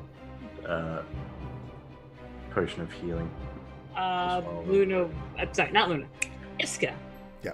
Well, seeing that Iskrin is hurt, is going to do some cure wounds on you. Okay. Thank you, Iska. It's a voice I could never get sick of. So as you guys Well, line healing up, for you. hand out a little bit of healing, and begin to go up this narrow, single-track pathway towards Omen, her graveyard, and possibly Answers. We're going to go ahead and take our break. I'm going to turn this over to Luna so she can tell you a little bit more about our charity. Thank you all for your donations, for going and checking out their site, Organic Artist. Really appreciate you. Thanks for coming by, and we will be back with our story in just a moment. Hello, everybody. If this is your first time here, welcome. If you've been here before, welcome back. This channel is run 100% for charity. The charities change every month or every other month. This month's charity being Mental Health America, an organization dedicated to helping the millions of people affected by various mental health illness or conditions. But there's no shame to admit it. It's important to get help, and this is an organization dedicated to making sure that people get diagnosed and can get help as soon as possible. If you'd like more information about the resources available on their website, please click on the purple lettering in the description below, and it'll take you directly there, see all the resources available. If you'd like to donate to the charity through our channel, please click on the banner above that. It'll take you to the Twitch page where you can donate for any amount. And depending on the amount you donate, you can give our lovely party various things. Like for any amount, you can add to our spell bank, and for every $100 increment, we get a higher level spell. So at 100, it's level 1, 200, level 2, so on and so forth, all the way up to level 9 if we get there. For $1, you can give a player a D10 healing dice, or other various levels, an advantage, a D12 bardic inspiration die, a luck dice, which is a mulligan on any roll, except for death saves. So an attack roll, a saving throw, the damage dice, the healing, just any roll. $10, a random potion from the party punch bowl. And for $25, you can donate an action surge to a player. Let us all be fighters! Or more multi-spellcasters, whatever. But if you cannot donate, don't wish to, or for whatever reason, you can just do things like share us on social media like Facebook and Twitter. Otherwise, thank you for joining, and we hope you enjoy the rest of our session. And we do not have Luck back yet. We were not gone, so I guess we're... Oh, wait, there's a kitty. Are we going to have a kitty distraction, possibly? Yep, there's a cat. Our session she stops eating me. We have our cat in our session. The internet we will now be flooded by the internet. Yep. Yeah, you're trying to eat me. You always do that, but you love it. She just needs to be fed. I think I fed you this morning. She didn't even clean up the bowl. Feed her better. Feed her again. She's a cat, man. Just have like. Yeah. Well, it's like I can't give you dessert. You haven't had your dinner. She wants all of it. She's a mini hobbit. Cats are jerks. I mean, that's my opinion, but I have my reasons, mostly because cats don't like me. Yeah, no. Cats are jerks. They're just lovely jerks as well. Alright, still no luck, so we're gonna go ahead and go to everybody's favorite segment, Pun of the Week. When should you keep an eye on your cheese? When it's up to no Gouda! But I like Gouda. Come on, you can't ruin my things I like.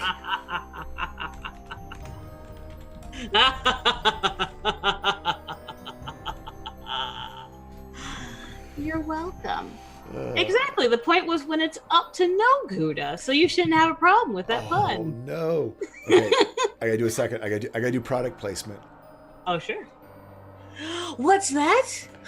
Is that wait a sec, dude? But what is wait a sec, dude, Jay? Wait a sec, dude is the coolest chill hype stream out there playing games as we stumble and bumble our way through things and blow lots of stuff up in Divinity 2. You can join me and Bird vs. Plane on random nights because it kind of happens when we feel like it. As we literally just blow lots of stuff up in Divinity 2 because, hey, it's fun. And which channel is that available on? Is that here at Tall Skull or on Bird vs. That Plane? is on Bird vs. Plane. Hey, everyone's favorite rogue donated $75. Let's bring that spell bank up a bit. Oh, yeah. Yeah! Woo! Flex! Ooh, so we get a roll, too. Flex! Since you donated, I will let you go ahead and roll for me. I got to bring up D&D Beyond. To see Me, how many... I'm everyone's favorite rogue, by the way. Yes. Let's see. Spells. Everyone. I don't speak villain, sorry. I need you to roll a D3. Oh, a D3, okay. I need Two. you to roll a D20, please. 1D20. 14. Let's see. 1, 2, 3, 4, 5, 6, 7, 8, 9, 10, 11, 12, 13, 14. Ooh, what do we have? Ooh. Wow, this could be interesting. Could be a nice, fun thing to have. You have a scroll of Mordenkainen's Faithful Hound. Oh, Ah, look at that. I'm always tempted to pick that one, but I never have because it's kind of it's a good very spell in a very certain situation. yeah. Like, if those situations come up, though, you're ready. Oh, yeah. I got a dog. I got a dog. Okay. Have you got a dog? I don't think so. Come on. So- Just for clarification, are we continuing Mental Health America into March, or Yes, we are keeping Mental Health America. I'm sorry, for the next month. What I figure is that just that we'll probably switch off every 2 months instead of every 1 month. Okay, But so yes, we are going to continue on through March. all right. And I also just wanted to confirm because on the channel it says 3 hours to go. Yeah, And mine is 3 hours to go, so I need to bump it. So what I'll do is I'll re-enter it with the donations that we have now and re-up it to that. But yes, we are going to go all the way for the next month, okay. and the donation levels will stay the same down below. Okay, we're going to go ahead and rejoin with our party as they move their way up this narrow single file pathway up towards Omen's graveyard. About an hour in to their travel,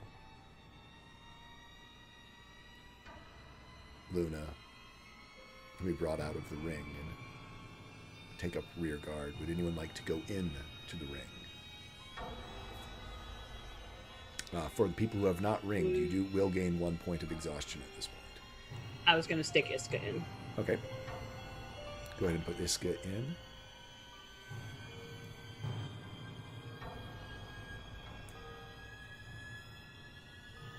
This path seems to get narrower and tighter as the trees, much like the ones along the main path here, are bloated and rotten open. As you are now moving slower without dragon stride, as it is dropped at this point, I need all of you to make a perception. Or actually, let's we're just gonna need no, I'll have all of you make a perception check. We'll do a group perception check for this as you look out into the woods, being wary after having been attacked.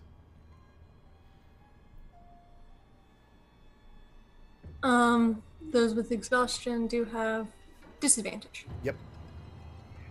I guess I re-roll them. Yep, because you re-roll once. Does everyone? Yeah, Red Tornado with a 2 healing dice to everyone. Thank you, Red Tornado. You rock.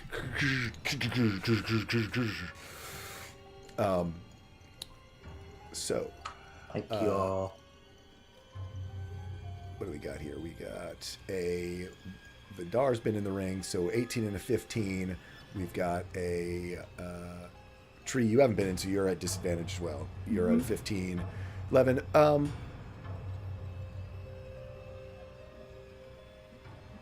Vidar and Luna. Vidar is the main one. As you look out, you see glowing orange eyes, similar to those same devils that had attacked you, sort of following your path. But as you spot them and they realize they've been spotted, they seem to hold back and not try to ambush the party again, as you can point them out to others. But they are there. They are pacing and following the party as they go up this trail. Another hour passes, and that's when the darkness envelops you. Axel, your light spell now reduces down to just a tiny, almost like a flickering ember, barely illuminating 5 feet around it. For those of you with dark vision, what's normally in darkness becomes gray, gets reduced down to less than 10, 15 feet, and is like trying to navigate in a room full of shadows. $25 action surge for luck. Save your village, dude. From Alicia.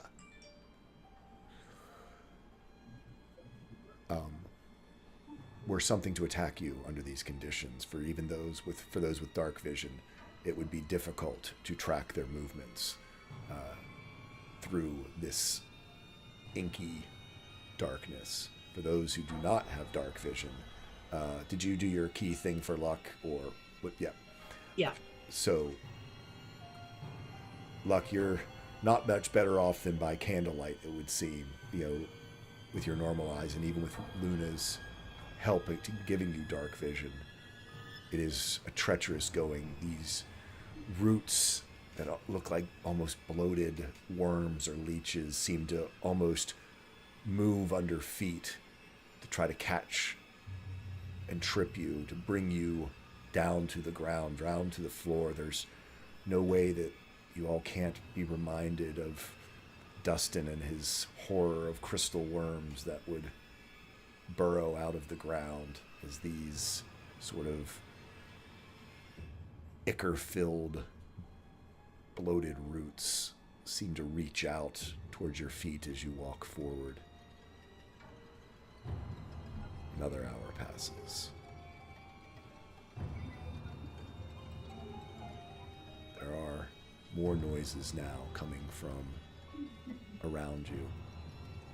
Creaks and groans and these weird splurching sounds, as though cantaloupes or rotten fruit bursting on the vine. Smell begins to fill the air of rot and brimstone all around you. You get closer. Just ahead you begin to see where the path widens into a clearing. You know, Luck, this is approaching Omen's graveyard. Not your favorite place to come, but it was part of the area that you guarded as the guardian of this village. Of all people, you were probably the most tolerant of her. You were sworn to guard all the villagers, and even Omen. And memories of her sort of flood your mind as you begin to step closer to sort of her domain. Anything you'd like to share with the party as you approach? This woman's not normal. She's not exactly the most sane person we know, but she knows things, and that's the important part.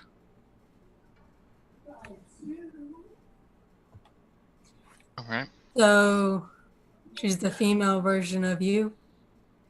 That's a bit of a stretch. Like, possibly a bit of a stretch. I mean, he's not really sane. We're moving on.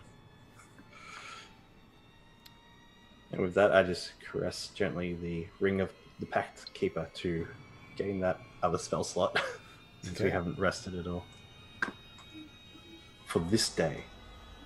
As you go forward, Luck, you know the layout of this graveyard. It is the old graveyard, sort of behind Omen's residence and working space from the very original founding of Elevation Pit, but it has grown to now fully surround her home, as mining is not without its perils. Also, this area, whether it be wolves or other creatures that go through the night, have taken their toll as well, and the graveyard swelled far beyond its original borders over the several hundred years that Elevation Pit has been here. But as you step out into this clearing, there is a noticeable change. You see the graves that you are accustomed to, graves of people that you know here on the newer side of the graveyard. This is the side that's closest to Elevation Pit. But in front of their tombstones, like brambles of white bone, are growing out of the graves. Bone like thorny briars that reach out as though sprouting from the remains that lie below. Razor sharp, even in this low light. The white bone almost seems to fluoresce a little bit. And as you step out, you almost hear creaking and cracking like someone cracking their knuckles, as they seem to almost turn and reach towards you, Luck. That red energy seeping from you seems to almost trail out, and then tiny wisps find its way to become impaled upon these bony spines of these things that are growing out of the graves.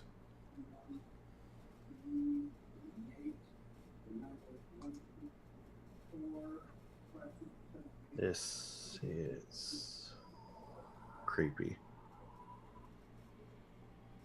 And I have Lyle just held out in defense. Luck, where are we going? This is familiar. You see about 200 feet, 250 feet through the graves, this small stacked stone hovel that you know is her home and sort of workplace. As you look, you can see that the door is slightly ajar. Oh.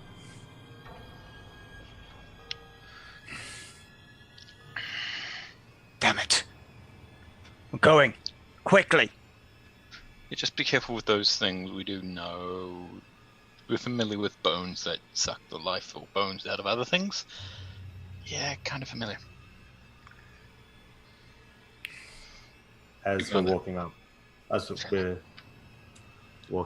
prepare to cast Dispel evil or good. If anything happens. Okay. If these try to reach out, or if anything comes out and attacks, if anything approaches, anything that's not us that acts in any way hostile to any of us, I'm going to cast a spell from evil. Okay. Spell So evil. you are going to try to pick your way between sort of this conglomeration of briars, bone briars, within the graves. Is that what I'm understanding? Yeah. Just Are you going to try to stealth it, dex it? Both? You can do both? speed is kind of key here. Dex. Dex. Is leaning. So y'all are going to go for the sprint and don't get caught. Pretty much, yeah. Okay. What order? Same order that you all are in? Yep. Alright, Vidar first. Need Vidar to make me a dexterity saving throw. Okay. I'm gonna add on to it a inspiration from chat. Thank you, chat. We love you so much, and thank you for being here tonight with us. 12. Ooh, 27. 27. You carefully but quickly, almost reminiscent of your teleportation that you were able to do as Iskrin, and your path of totality now as Vidar, you sneak and twist around between the graves and find a path. As you go, you can see it's as though the path reconfigures between after Vidar, so it's not as though you could do the same path twice. Luck, are you going next? Yep. Give me a dexterity saving throw.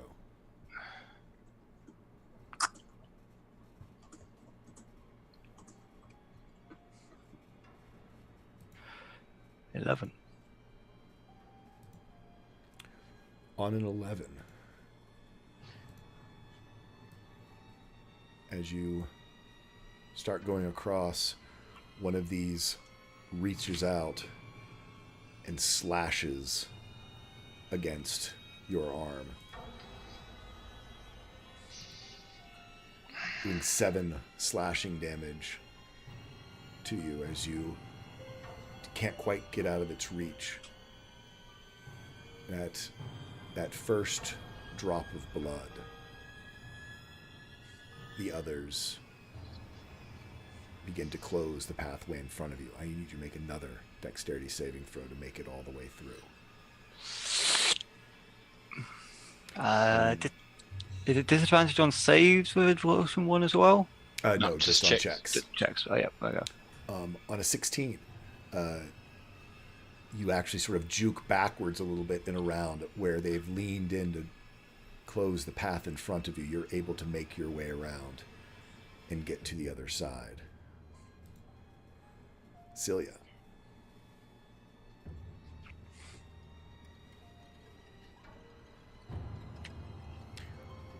On a 15, again, one reaches out and slashes, doing 7 slashing damage to you. Am I able to uncanny that? You can uncanny that, but you will need to make Well, that another would make it Evasion. 3. Yep, you will need to make another, and actually your 7 goes down to 3 as well. Luck. Okay. Ooh, wait a second. I'm wrong. No, it is magical slashing. It does not. On the 24, you two are able to make it the rest of the way across. Could I charge up or use Eldritch Blast to, like, just You to can certainly try. just to shoot the hands so they can get some disadvantage if they look like they're going to slash a party member. You can certainly try. I will certainly try since I am at safety. Okay. Iska is next. Oh yeah, Iska's in especially the for ring. Iska. Yes. No. Oh, Iska's in the ring. Never mind. Then Axel is next. I'm gonna burn at advantage Okay. and give it a go. Oh, goodness for that one. On a 19, you make it all the way through your cat-like reflexes, dodging under the way down, sometimes diving under, sometimes above these thorns, these razor-sharp spines, closing like traps over your head, but you are able to shrug it off and make your way to the other side. And Luna.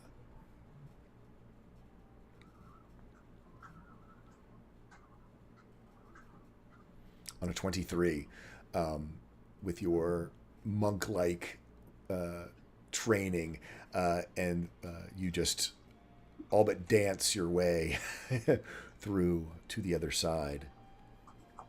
And you stand there on the outside of this small shack, door slightly ajar.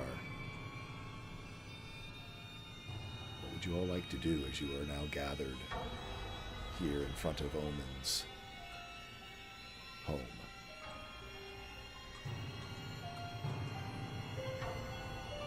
Look with his pick out, leads the way, and goes, Omen, come out of there!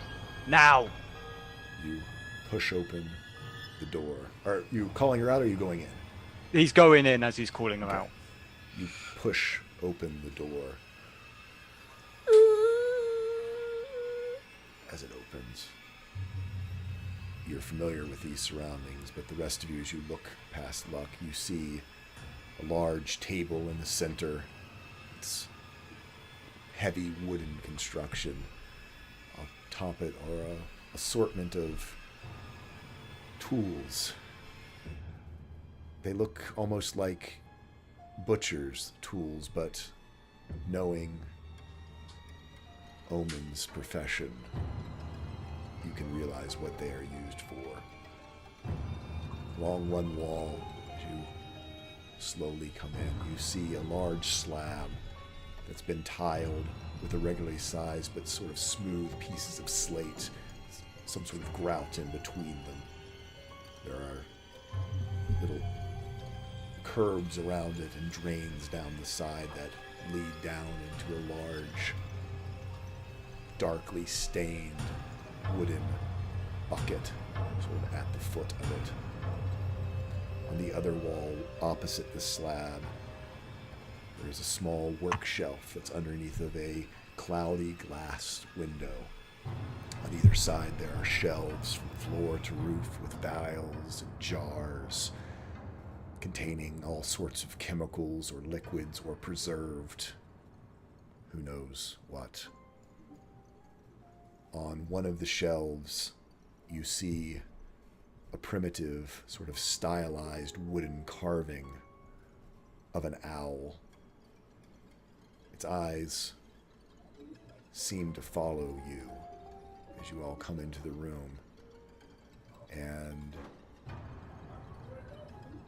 Luna, as you look to you, you see its eyes blink. It turns its head and lets out hoot, hoot, hoot, hoot. From across the room, a door creaks open, and you see a figure sort of limp into the room with you, cloaked, hunched, sort of a dark green vestment. You can't see the face as she walks in, but straight white hair spills out of the front of the cloak and almost down to her waist on one side. Just long, straight white hair. You see one side of her face, the right side. The skin is white, pasty, almost unhealthy looking. Kind of like a fish that's been left out in the sun to rot. And you see a red eye glare at you. Not blood pooled, but a red iris that almost glows like a ruby, gem-like. The left side of her face completely obscured by the hood. As she walks in, she looks up. Strength? No, not strength. Luck. What are you? Well, of course. Welcome home, Luck Goldheart. She walks over towards you.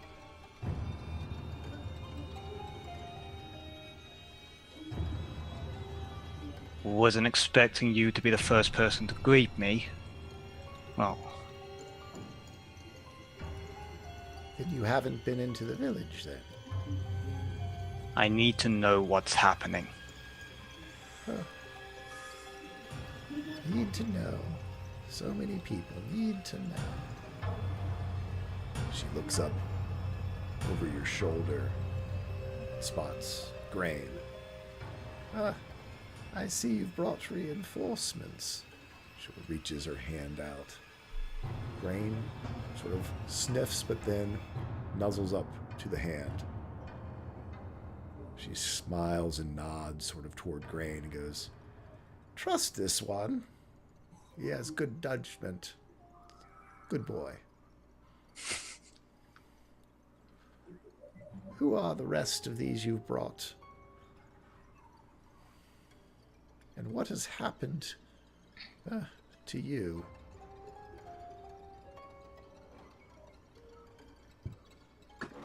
It's a very long story. But to keep it simple, I met these people while traveling. I've come to trust them, mostly. That there is Vidar Lycrin. Good evening, miss. Luna. Looks around and nods. Axel. And there is Cilia.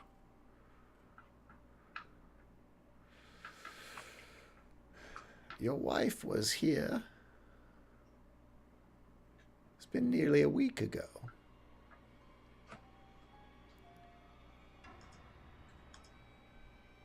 I was busy at the time because people needed to know, as I felt I did.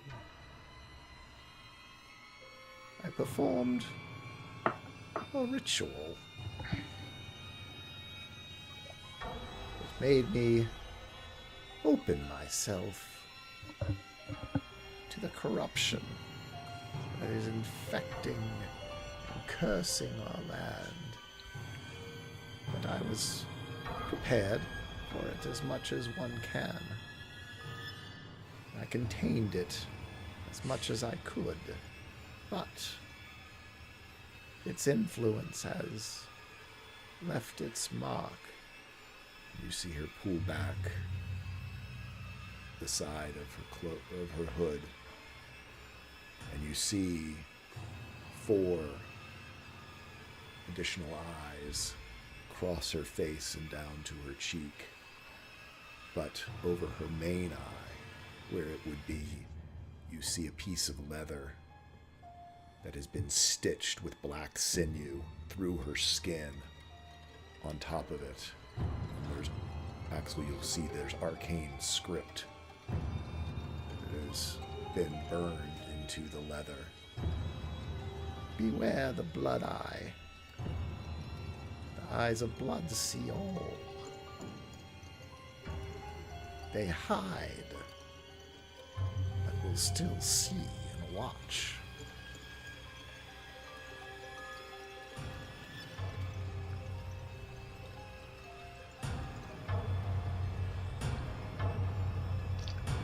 So you open yourself to the corruption, and what did you learn about it? It is infernal in nature, connected to the 9 hells.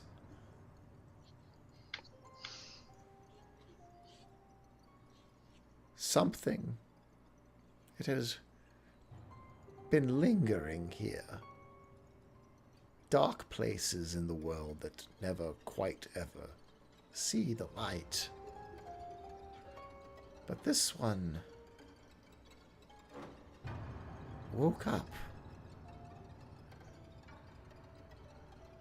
Woke up and had been growing, and then something changed. The morning after the solstice, everything began to go faster. She walks over to her table and lifts up what looks like a rib bone, and you can see, almost as though it were a seed and plants were sprouting out of it. This is just a small piece. What's out there are whole skeletons growing like seeds. The ones closer to the pit, faster. The ones in the back on the hollowed ground, slower, but still growing.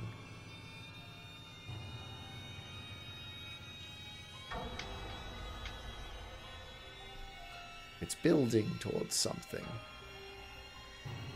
I think it has something to do with the moon. It'll be full again in 3 days. It all started. It started right after the solstice, but the corruption broke free from the pit the night of the new moon. And I think it's growing. Growing to move once again. And the moon is full.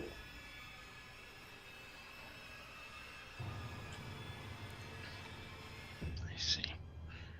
Century, it was mentioned, I think you told of Faith, you wrote it down in a letter, that it was centuries in the making. Do you know how it was acting in those centuries? How it was before this whole corruption happened?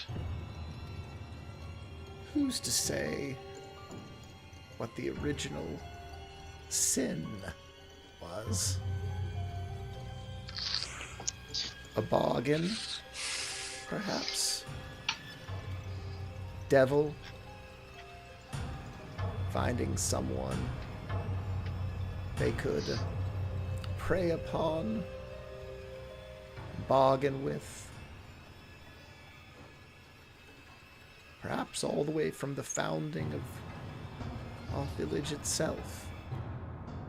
There was a tale. Was there not, Luck? Of the Golden My Heart? ancestors.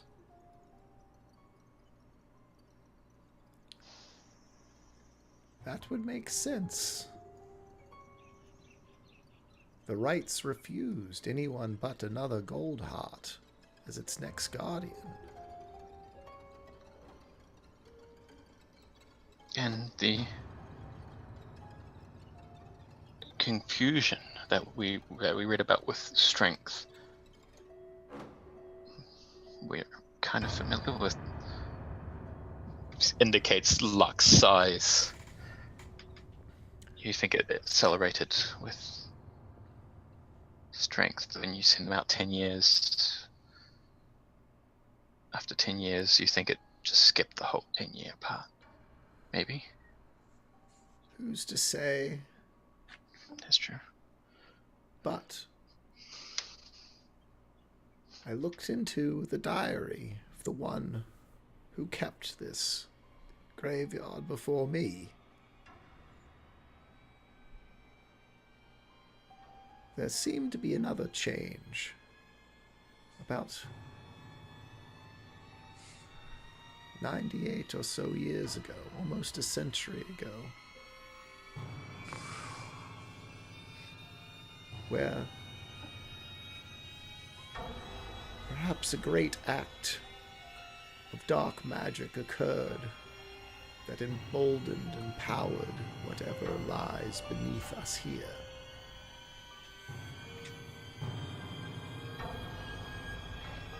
The magic of blood and souls is an evil, can be taken advantage of by evil quite easily, but like all things is not inherently so. And she looks up to the shelf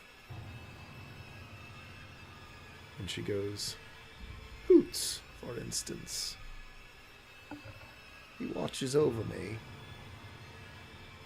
His soul couldn't bear to move on when his time came. After years of perching here, visiting with me, I didn't even realize that he was still lingering about, because his soul was unbound and wandering, impotent to communicate. But he came to me in a dream, and so I made him a vessel and bound him there so that he could continue his work that he did in life. Totems, ancestral spirits, the things you hear all the legends about, are soul magic at their heart. It is when you try to bend it for the unnatural,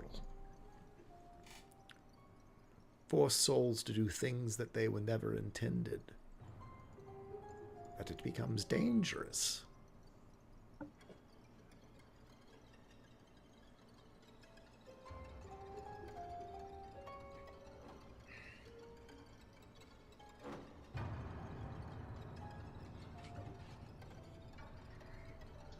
That explains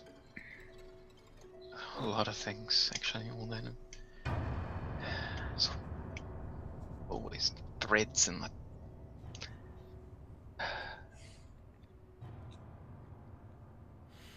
So you know about this infernal corruption came from something in the mines. That seems to be its origin. I was called to the inn when Tail began to change. He had been wounded on the night of the full moon, and they called me to see if there was anything I could do. Luckily, Silva, the blacksmith, was there.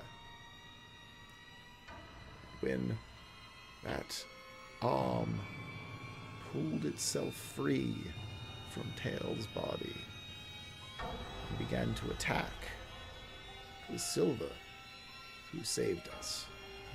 In more ways than one. The person and his dagger, which was made for him, of his namesake.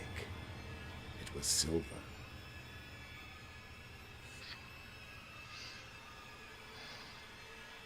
Okay. Yeah.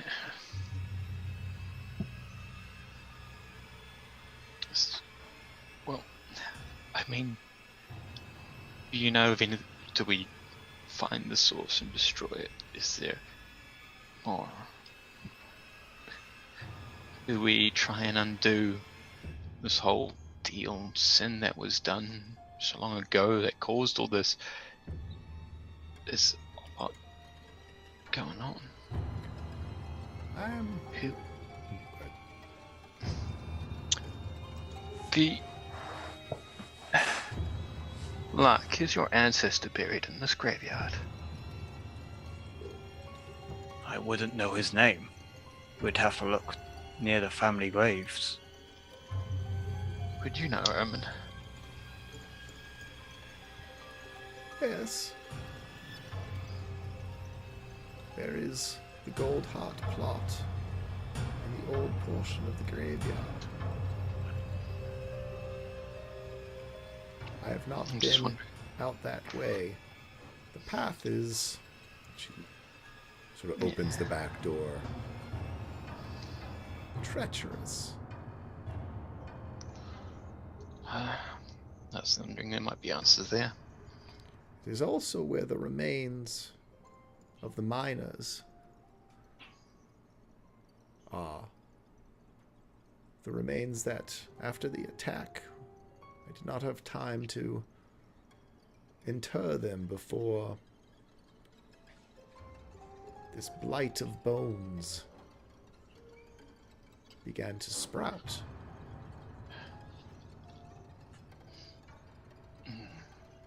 And that's town? Or here? Wait, I'm sorry, The where the miners. the miners' remains are back in the back of the graveyard as well. She had brought them here, but didn't have time to inter them, so they were left out. So I could find some answers there.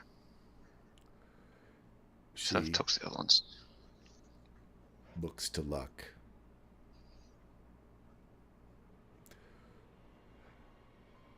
Strength did return after the attack of the new moon.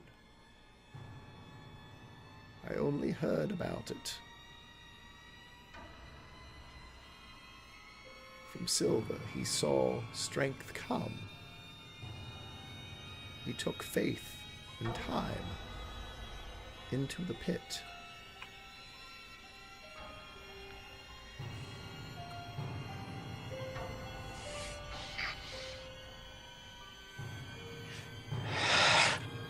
And into the pit.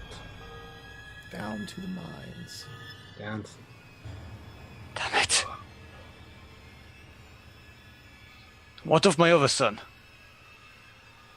She looks at you and almost through you for a moment. And then says, Yes. Yes, I assume trust as well.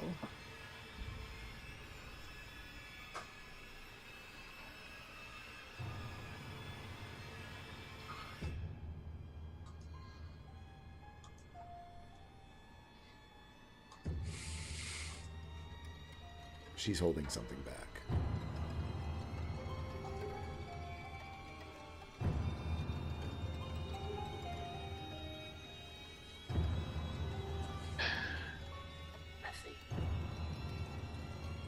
Telepathy. Yeah, Abe. Really.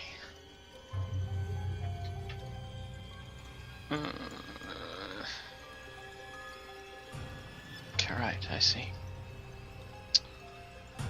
Why aren't they going into the pits if that's where the monsters, if they've been coming from there? It's not strength. We saw what happened with Luck.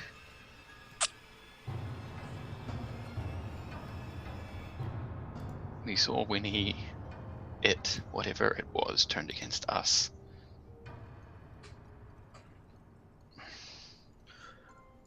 It's the same curse.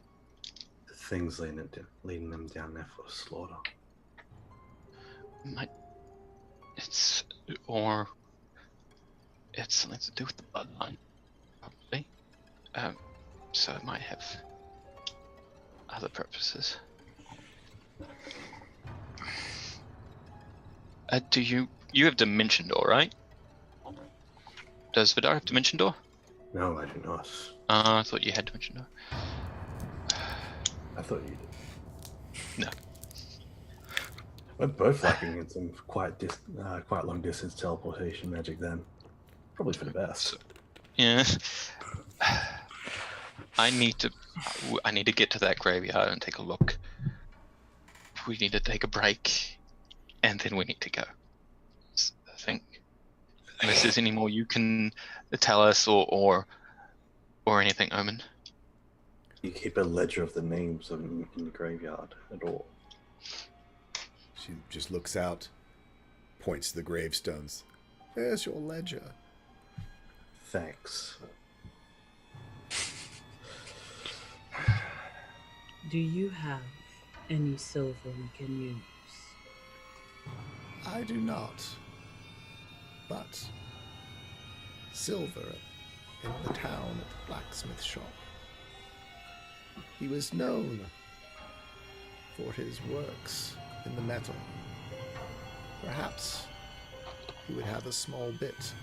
He often stockpiled whatever was found.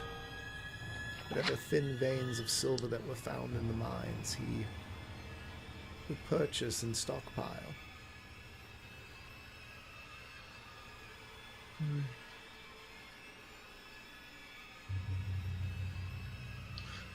I'm going to try something.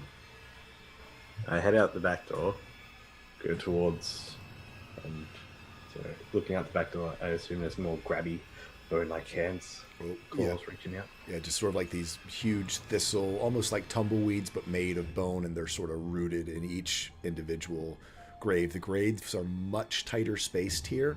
There is no real path like there is from the front side. And even that, as you know, is closed up. Okay. I want to try to get as close as I can, like within 5 feet from me to one of them, and see what doing sword burst, because it's a area around me. What that? So like, you're going to attack one? Yeah, but I'm gonna be like 5. I'm gonna be 5 feet away from it. Yeah, but you are. Yeah. Okay. Yeah. I'm just gonna. It's a dex save, but it's a hand. Yeah. No. I want to see if I can HM02 cut my way through this. As the sword burst goes out, you hear the metal against bone, and you hear some of them crack a little bit. And as that happens, you see movement out there among the graves, these pieces, as they start to pull themselves up out of the graves. And I need all of y'all to roll initiative. Oh, fuck. Damn it, Vidar! It was gonna happen. I think I'll probably say Axel's probably out back with you when you actually hit out back. He's planning to go that direction. I said I wanted to try to cut a path for us all. Oh, good, we got trees. Oh, I forgot to. Hang on, I'll just do this and then change it. And I keep forgetting to select my token. Okay, select. You Do see that. four, Why is it always trees? You see It's four down to pull up 12. out of the ground. As the hugging druid.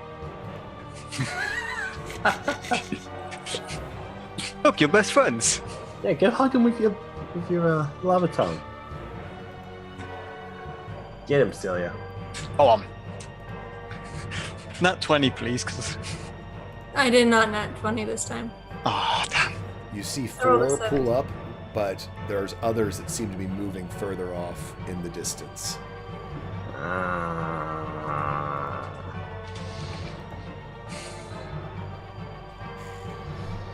Alright. Let's do it.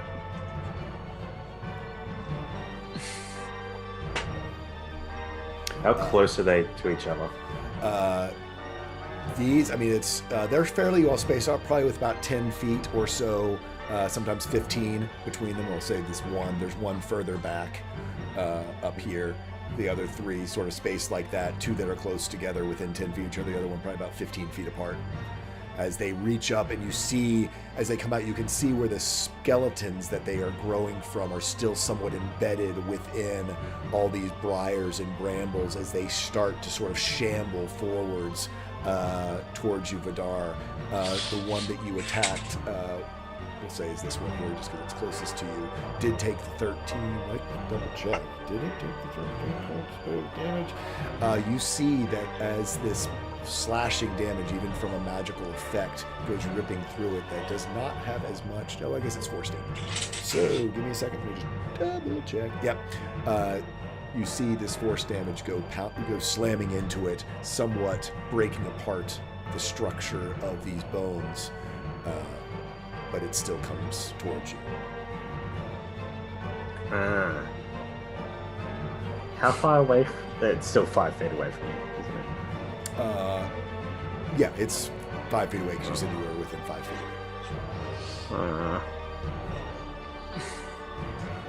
As it comes up, can I just cast a spell quickly? I don't like this thing. It's not your turn. Yeah, no, it's Yeah. Luna's turn. Luna, save me. I done fucked up. Yeah, you're inside, and you hear this spell go off, and you start hearing those creaking like knuckle bones, and these things come out as you hear. I guess does Axel make any noise of shock as this happens, since he was out there? There's a shock, telepathy. Less shock and more like, yeah, this is happening. Yeah.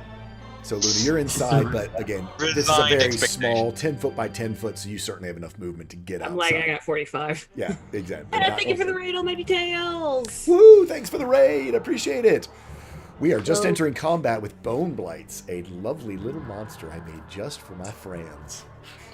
So Luna zips out there and I don't know, starts punching him. Cool. Which one do you want to go for? We'll go for the one that was in 5 feet of Iskrin. We'll do that one. 5 feet of Iskrin. Okay, got Yeah, it. the one that he's Yeah, basically. this one right here. Yep. Okay. All right, let's give it that old rope a dope. 1, 2, 3, 4. 25, 26, and the 18 all hit. Okay.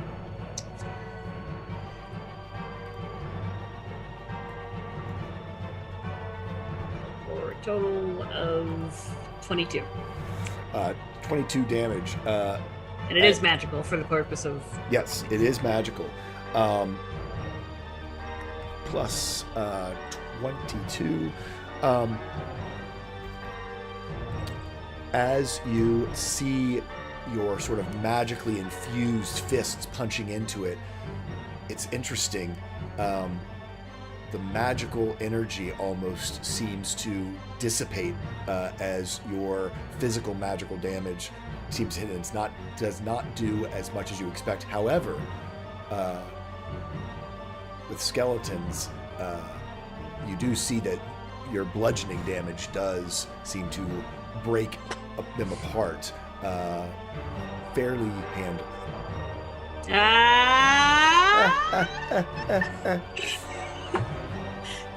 Here you go. I Everybody. actually wrote that one down. I don't think I'm very good at to do it for my bonus. I don't think so. Yeah, no, we'll just she'll just stand her guard, ready to fix up the mess Vidar made, as per usual. Yep.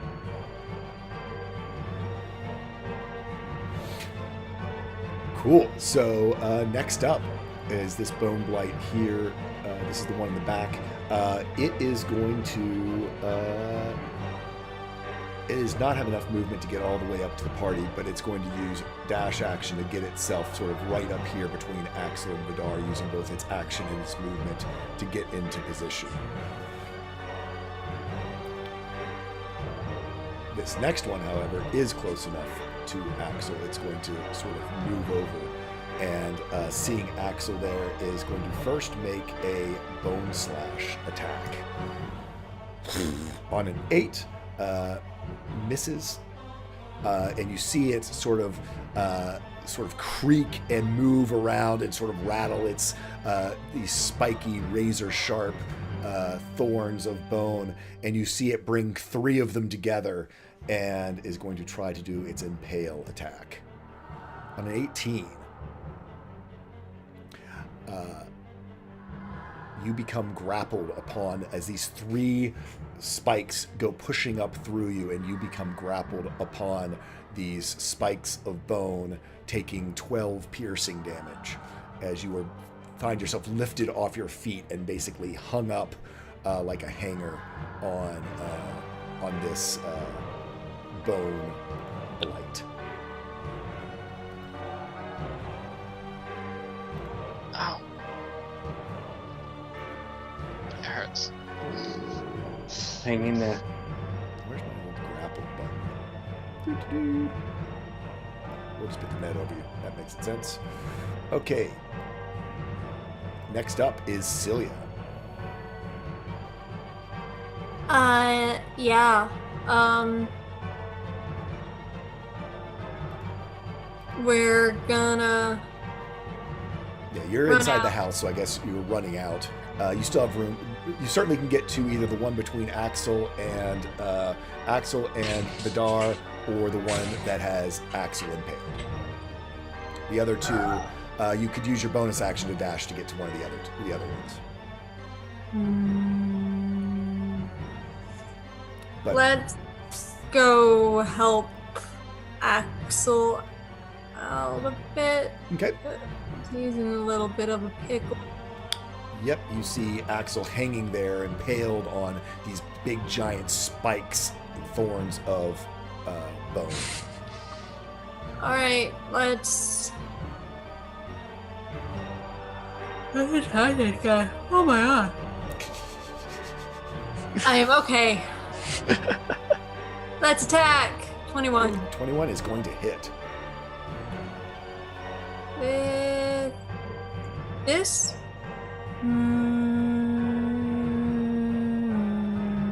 Yeah. 27 points of piercing damage, and as you use your rapier with this piercing damage, even though it is magical in nature, you find that you just aren't able to poke bones as well as fleshy things, and they sort of scratches around their surface, not doing nearly the damage that you are used to as you attack them, even with your magical weapon.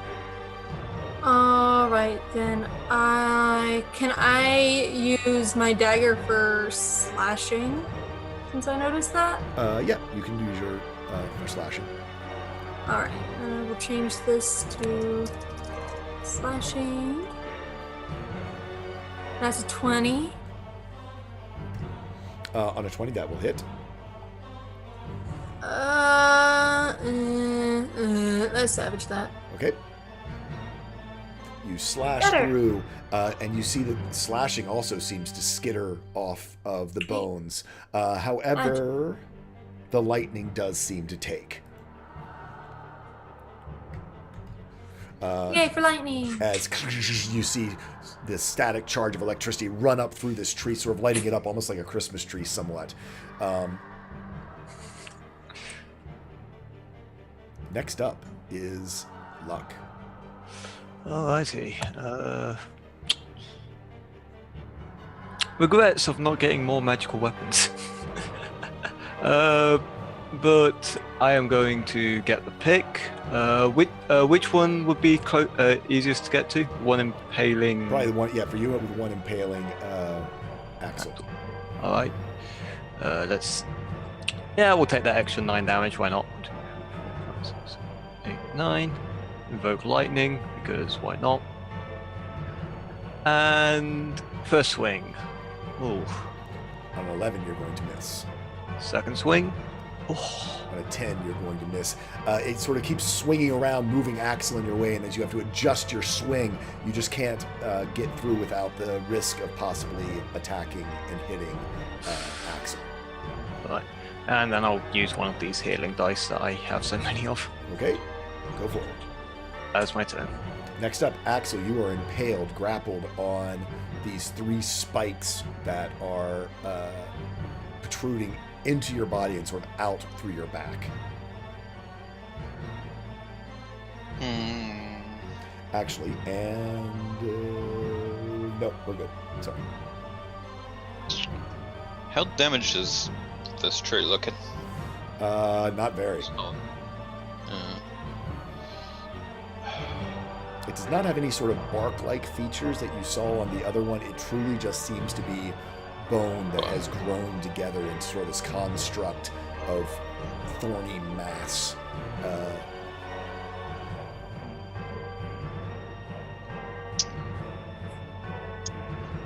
Yep, he is going to disappear into smoky dust and reappear a couple of behind the line of allies as he misty steps. Okay. And then reaches out and makes draws his axe, just makes a slash in the air. There is a burst of fire across the one that had him damaged, The one impaled. that hadn't been damaged? That had him impaled. Had him impaled. Okay. And 18, On an 18, that's going to hit. 14 fire damage. You see a flash of fire emerge from the axe and slam into this construct of bone and thorns, and just roll right through and out the other side, doing no damage. Everything's like this. All right. Smell of brimstone sort of flashes back in your nose. Vidar, you are up. Okay, so can I summon Lyle as a great mace? You can. It does take an action for you to resummon your blade. For warlocks, I checked. It is an action. Okay, I might not do that then. Instead, I think I'm going to, as he's in ring form, I say, okay, Lyle, apparently we've been missing for a while, so let's protect him when we couldn't. And call upon Power of the Moon, and I'm going to cast Moonbeam. And would I be able to get the two, are the two within 5 feet of each other? Yeah, certainly now there are the two right here in front of you, that one and that one. Yep. Oh yeah, I'm dropping that one now.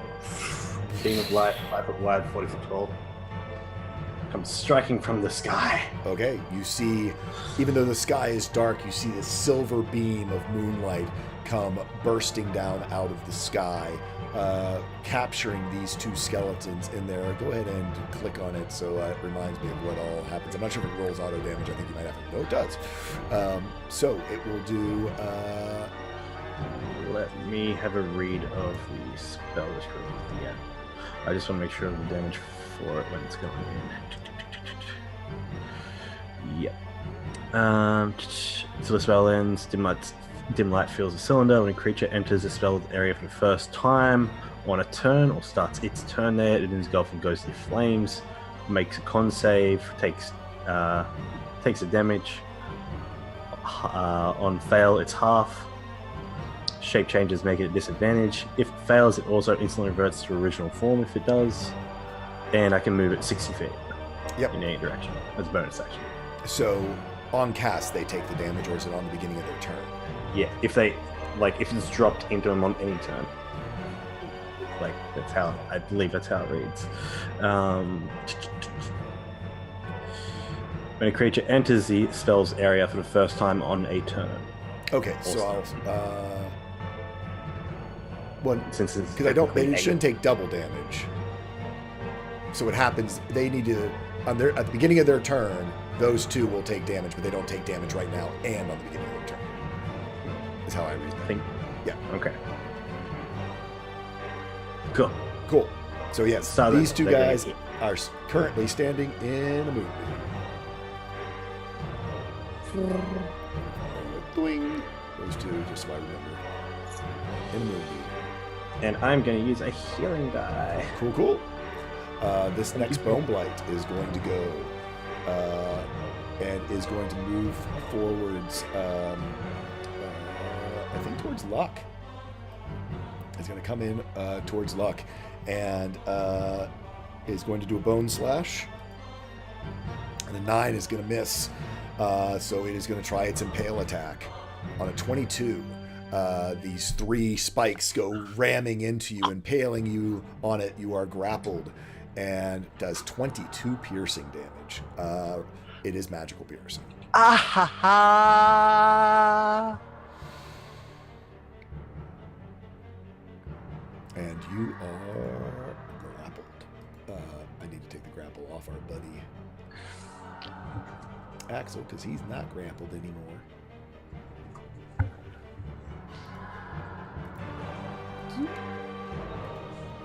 And that is its turn. Next Bone Blight is this one here is going to close in.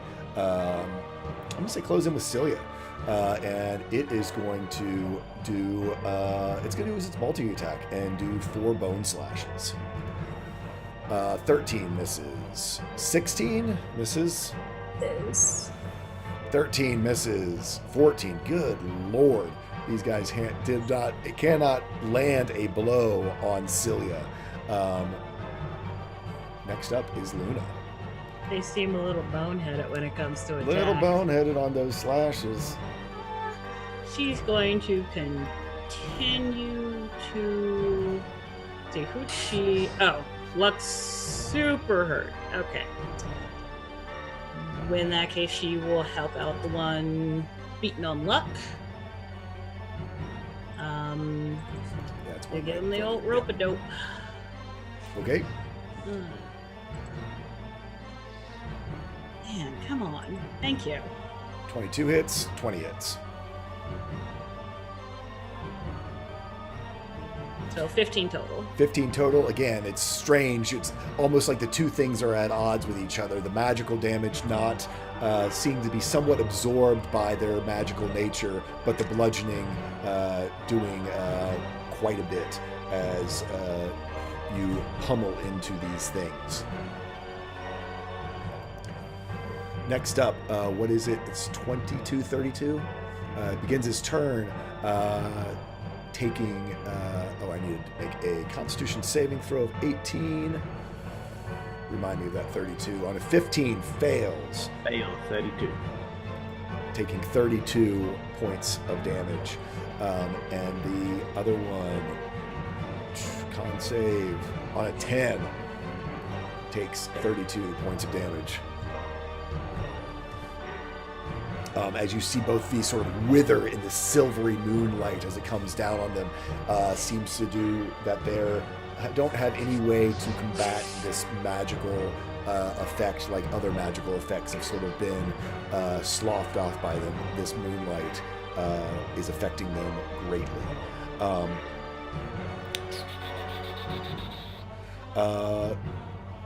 Which one am I on? The one that is engaged with, I think it was engaged with Axel. That was the one engaged with Axel, or with Vidar, is going to move itself out of the moonbeam and head over towards Celia. You will get an attack of opportunity. I will? Yay. I'm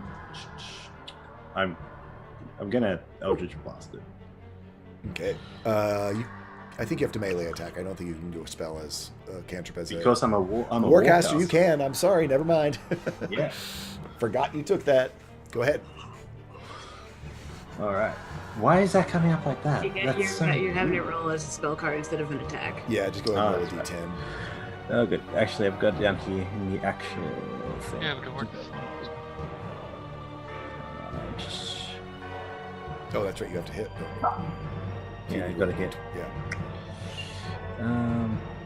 Okay, that's really weird. Sorry, one sec. I'm really good at this, guys, as you can tell. Pro D&D play. Pro D&D is still not working. I'm just going to roll a d10. Yeah, I'm but going roll to your roll it. d20 first to see if you hit. Yeah. So 14. On a 14, you miss. Okay. For the second beam. Natural one, you miss. Yeah, it gets away and you are not able to land on it. It moves around towards Celia. This one is going to do a single bone slash. On a 25, I assume it's going to hit for 10 magical slashing. It is then also going to try to impale Celia. On a 13, however, those three, the three spikes just sort of all but get caught up on each other as Celia rolls out of the way and is not impaled. How much damage was the first one? It was a 10 slashing. I'm gonna uncanny that.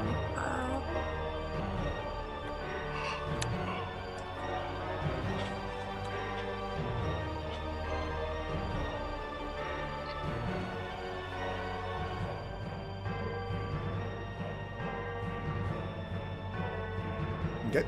That is its turn. Next Bone Blight was the one that did have Axel impaled, does not have Axel impaled anymore. It is going to advance on Axel down into the group, getting itself out of the moonlight. Yeah. You bamped. You bamped. He bounces back behind people. Oh, okay. So if it goes past people to get at him, sure, but he tried to put himself out of danger. But where he exactly put himself? Just give him some up attacks. Well, it's fine. Well, I'm Yeah. just trying to decide whether, because Axel's impaled. Is he? I thought he got unimpaled. Didn't you Yeah, say? No, I'm sorry. He stepped Luck away. is impaled. I'm trying to decide. Luck is impaled. Being impaled, I'm going to say this could avoid Luck. The question is whether it could avoid Luna. Correct. I'll let Luna get a hit, but it's going to go after Axel. Luna can get a hit. I will take my swing. Yeah. 27 is going to hit 9. for 9 bludgeoning damage. And this one crumbles as it passes by you, as it seems so intent on getting a hold of Luck that it Axel. I'm sorry, get a hold of Axel that it crumbles to the dust in front of you. Next up is Cilia. You have 2 currently in front of you. Hello, I was muted. Is there any that like I have an ally within 5 feet? You do not, because they ran away from where Vidar was.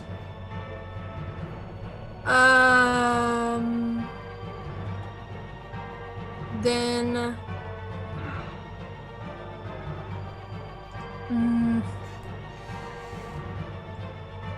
I will want to be able to use. So yeah, I'm gonna spend a healing die because I should probably do that. Okay. Healing die. That's 8.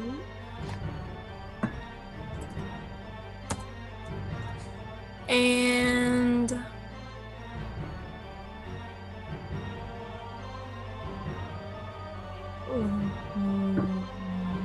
I'm gonna hold my action until I get an ally within 5 feet of Okay. either one of these. I Luck, don't know which one. you are impaled. Ow. It's, Grappled by this one who is in front of you, who is doing the impaling. I like healing dice, don't you? Healing dice are a wonderful thing. Roll big, buddy. 7. I'll take it. Yep. Alright. I could run away, or I could see that piercing stuff doesn't do very well, drop my pickaxe and pick up the old wooden sword and give him a whack, Sure. see if that works. Disadvantage, 13. 13 does not hit.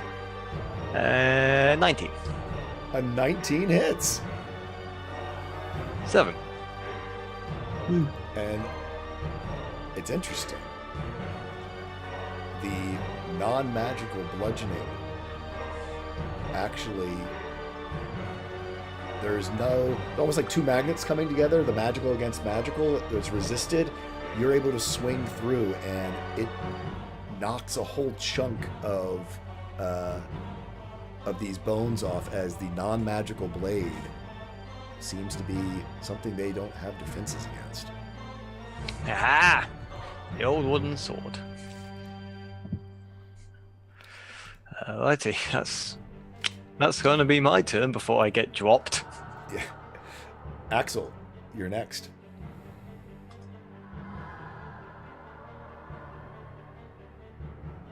They can all end up in a fireball, can't they? Yeah. Without hitting anyone else? Well, no, Cilia's right there with. You couldn't get all 3 of them. You could get the 2 in front of Cilia. You couldn't get all three. You could get two in front of Cilia, or you could get the one. Well, an Axel is impaled. I'm sorry, Luck is impaled on the other one. You'd be hard pressed. All right. So instead, he's just gonna go straight up and Sithrex touch on the one paling Luck. I really should have put that one on advantage as well. On a 13. Unfortunately, it's able to sort of twist and pull away. You just can't quite get a hold of the thorns. All right. Good to know. Yep, I'm good. Vidar, you see two harassing Cilia. All right. I pull out one of Ishrin's non-magic, one of Ishrin's tri-point daggers. And I throw it. I use this spell I haven't actually used before, so we're gonna have to judge it. Falling Stars. I have to play it by ear, so don't know the full effects. Also, Moonbeam. And then, as a Moonbeam, I'm going Moonbeam, to... is it an action to move, or I think it's an action to move Moonbeam. Is it an action to move me? Yeah, I thought it was bonus action. I know, second, like please. magic. I know that like spiritual weapons, but I thought Moonbeam was different because Action. it's an action to It's move here. Moonbeam. Ah, okay, yeah, I'm just going to move Moonbeam over there. Okay, so instead of doing the Like, other, you're just gonna move Moonbeam. Instead of doing that, it's just going to be Moonbeam. And I'm just going to drop it right on top of him. And just so Silly is not in the air AoE. I believe it's not creatures. I believe it's. I mean, I think that you can designate. I could be wrong on that though. Yeah. Anyway, regardless, these two are in Moonbeam. You can position it well enough. It's only a 10-foot radius, so It's just a creature, and it's a 5-foot radius, 10-foot diameter. 2-foot. That's what I mean. Two side by side. You can't get more than that. Yeah. But they are two side by side. So yeah, they are now standing in Moonbeam as your action. Wonderful. I'm going to healing die. Okay. That's my healing die. Next up is the Bone Blight, impaling Luck. Luck, I need you to make me a Constitution saving throw at disadvantage. On a 12, you feel these bones dig deeper down into you and then start to dig into your own skeleton, and you feel an infection start to bleed into you, and a familiar feeling begins to course through you, but instead of it just being in your shield forearm, it is from all over your body as your skeleton becomes infected and spikes begin to grow out of your skeleton through your skin, and you take 10 points of magical slashing damage. And you remain grappled.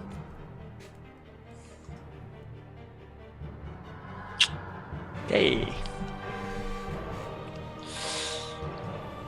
That is going to be its turn as it infects your skeleton. This next one is going to take the damage from Moonbeam, which is you moved it. Do we roll again, or is it always the same? It's a good question. It depends on the DM. It's a DM thing. I don't want to roll. Well, actually, roll it against what or write down that it was at 32. It was 32. So yeah, and it's a con. Yep. On a 6, it fails. It's going to take 32 damage. And Moonbeam. Hey, baby. Come on, plus 32. Look, guys, I'm using range attacks. Who are you? And on that, Damage. you see its form begin to wither down away from it, but it's not dead. It is going to move over to Vidar out of the Moonbeam. Cilia, you could get attack of opportunity if you'd like. Go, darling, go. Go, darling, go. It will use your reaction, so if someone closes, but I think we're at the end of the round. No, yeah, because holding your action burns your action. So you can either take the attack of opportunity or wait if someone gets within, an ally gets within before your turn, so that you can get a sneak attack. Your call. Just want to make sure we were on the same page. What would you like to do? You're muted. I am muted. Well, whenever I held my action, I was kind of hoping that Vidar would move up and get within 5 feet, but then he didn't, so that didn't happen. Oh, Luna's all pretty far away from you for her to get over to you before your turn, so you might want to go ahead. Yeah, I'll go ahead and do it. Okay. An 18 does hit. slashy slash. I'm gonna. Can I savage Rama? Yeah, you can savage. Okay. That's better. Yep. Again, your piercing damage has not a whole lot of effect. It still does. It's still holding together. It is all but falling over, but it is shambling over towards Vidar. It is going to do a bone slash. On a 21, I assume it's going to hit for 3 slashing. But Yay. it is going to use its other 3 attacks to try, to try to impale you on a nat 1. Ugh! No, you're not. Misses. Have some moonlight. Yep. Luna, you are up. You see Luck impaled on this bone blight. You see small bone spikes beginning to rip and tear and pierce and slash out through his skin from pretty much any place that you can see exposed skin, and even somewhat through cloth and armor. Okay, do I think going all out will get him free, or can I tell it all? This one, compared to some of the others that have been exposed to moonlight, seems pretty healthy. You could certainly try to use a check, to try to pull him off of the spikes so that he is not still grappled by this. My strength isn't great, unfortunately. It's okay, but it's not great.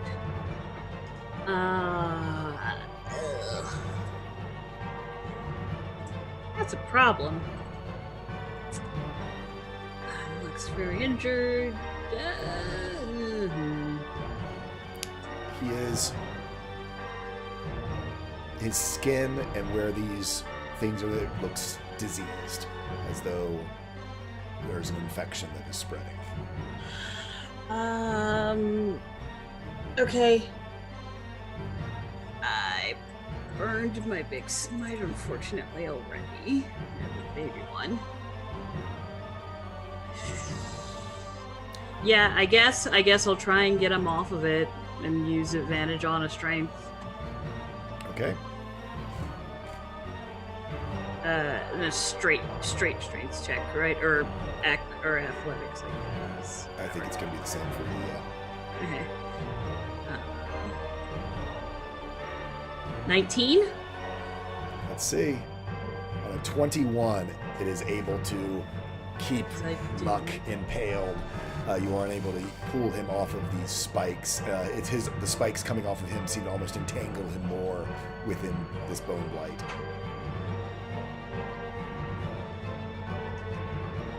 And I'm assuming that was an action. That is an action.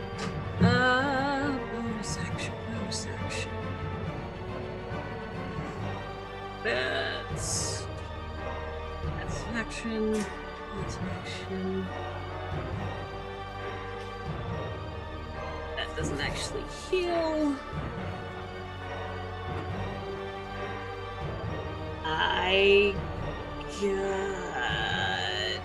Those are all actions. Ah! Welcome to my life. Mm-hmm.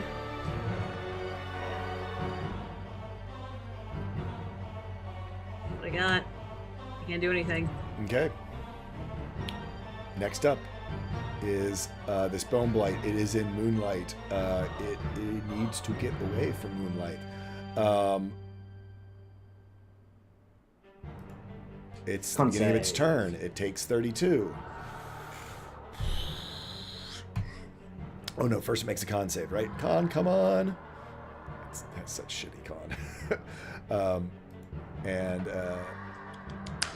Yep. On a, you see it begin to wither, but it is still just sort of a shambling pile of bones as it starts to break apart. at this point, it's desperate. It's going to lunge towards Celia with a bone slash. 13 is going to miss, and then try to. I'm sorry, that was the impale. No, that was his bone slash, and then going to try to impale him. On a 15, it misses again, and is going to try to all but swing around to the other side of Celia in order to get out of the moonlight. But one's hoping to drag her with it impaled, but that didn't happen. So the next one is dead. Celia, you are up. You have this bone blight barely holding itself together in front of you. Kill it. You're muted. I'm not going to be able to kill it because I don't have an ally within 5 feet. I'm sorry. Yell. I know what I'm going to do. I'm going to use 5 feet of my movement to disengage. Okay. Oh, yeah, you're in shadowy light. And I will use my movement to hide. Like, find a place that she can hide. It's pretty much an open space here. There are some heavy shadows. I mean, it's just going to make it harder to hide, but you can certainly try. No, I won't have advantage anymore. It'll just be a straight roll. Yeah, it'll just be a straight roll. Yep. I'll use my bonus action then to hide. Yep, go ahead and roll that stealth check. 24. Okay. Wow. And I'm gonna firebolt it. Okay. I don't know if I'm gonna have advantage or not, but I'm certainly gonna try. Okay. 14 or a 24? On a 24, the firebolt goes hitting into it, but the fire damage just passes through and passes over it, and you smell brimstone on the wind as it passes through it, having no effect. Anything else you'd like to do? That's my turn. Luck. Beginning of your turn. I need you to make me a Constitution saving throw, as you are now diseased. You are still grappled, so it is at disadvantage.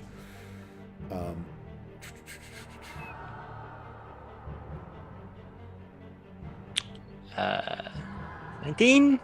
On a 19, the bones do not grow any further.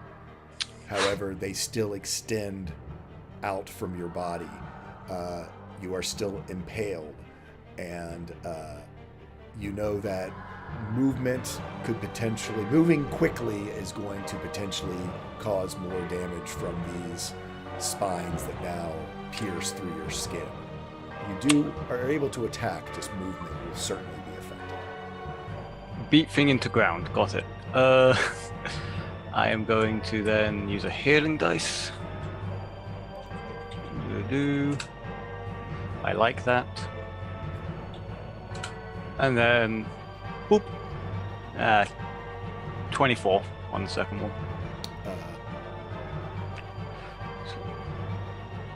Disadvantage because exhausted. No, you're only got one level of exhaustion. That's 3 levels of exhaustion. 3 levels of exhaustion. Three level exhaustions on attacks, yes. So first attack, you miss. On the wooden sword, you crack right into the spears that are impaling you. And again, this crazy little wooden sword of your son's, because it is non-magical and does bludgeoning damage. This weapon has come in so much use. Breaks away large chunks of the bone. The things are still impaling you. This is still alive, but you do not seem to be suffering further infection from it. Oh, down already! So, let me read that way.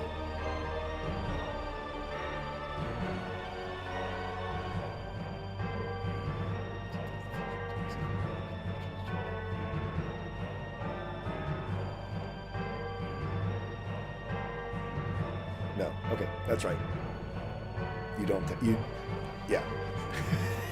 We're good. It's touchy as I was making up that. Next up, we have Axel.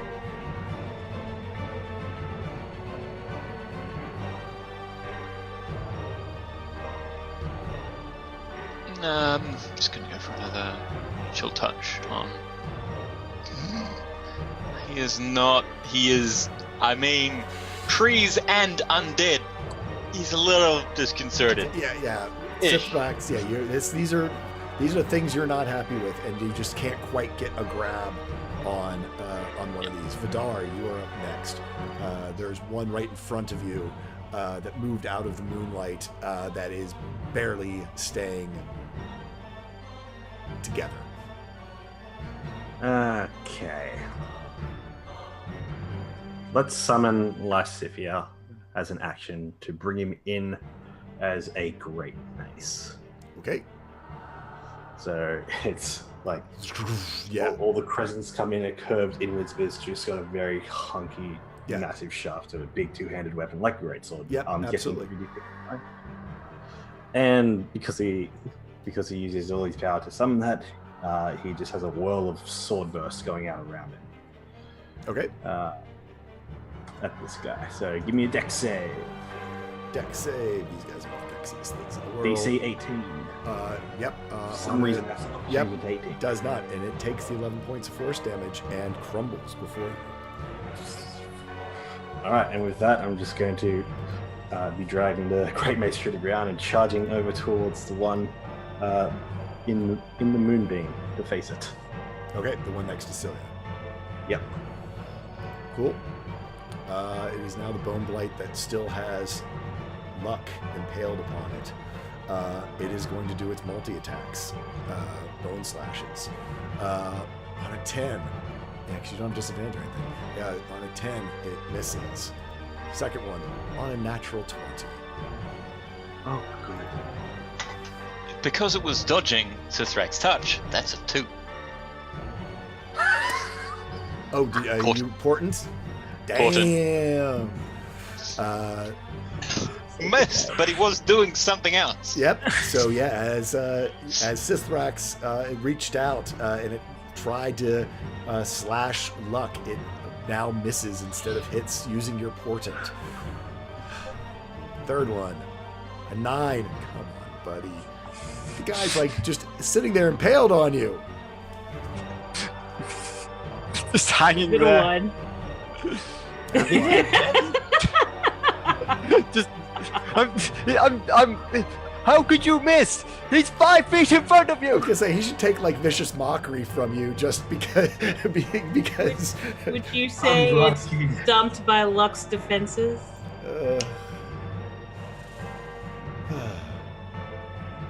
No, I we're just, barred. You're barred now. I just can't even.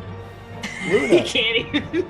Cool. I gotta go back to punching things because that seemed to work way better. Yep, this thing right in front of you. Also, your mic's doing the thing again. Oh, thank you. Yep, this thing right in front of you. The 25 and the 21 will hit. 10 and 6, again, balancing out. And it does crumble there in front of you. I think it crumbles from shame, actually. It's not the damage. It just... It's like, you know, if I can't hit the thing that's literally impaled on me. Yeah, it just. Maybe it just didn't see the point of it all. I just can't. I can't even. I can't even with that. Okay, Bone Blight.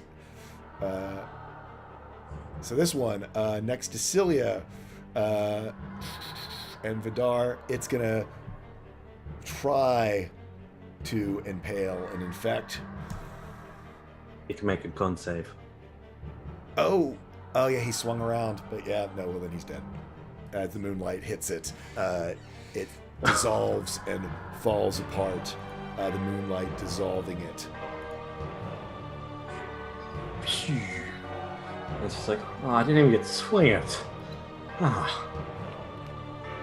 Next time, As don't. combat comes to a close, as these bones just sort of are just these scattered chunks of bone there in front of you, lying on the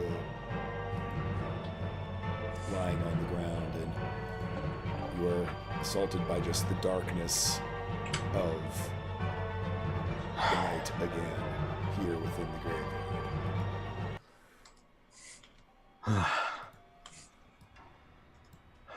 You okay with this, Celia? I'm fine. I think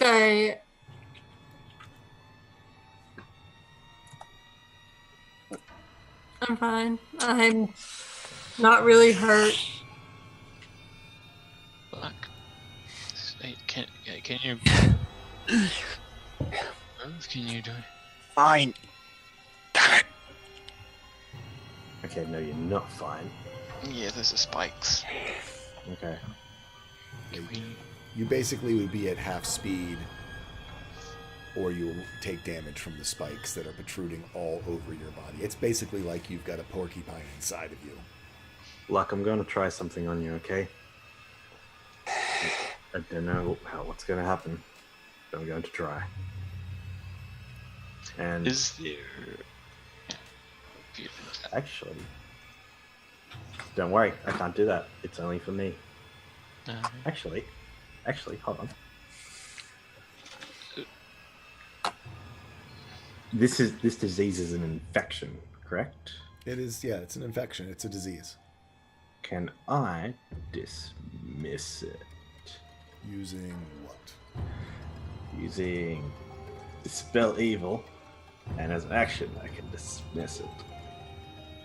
Like, and Lyle, gonna need your help here.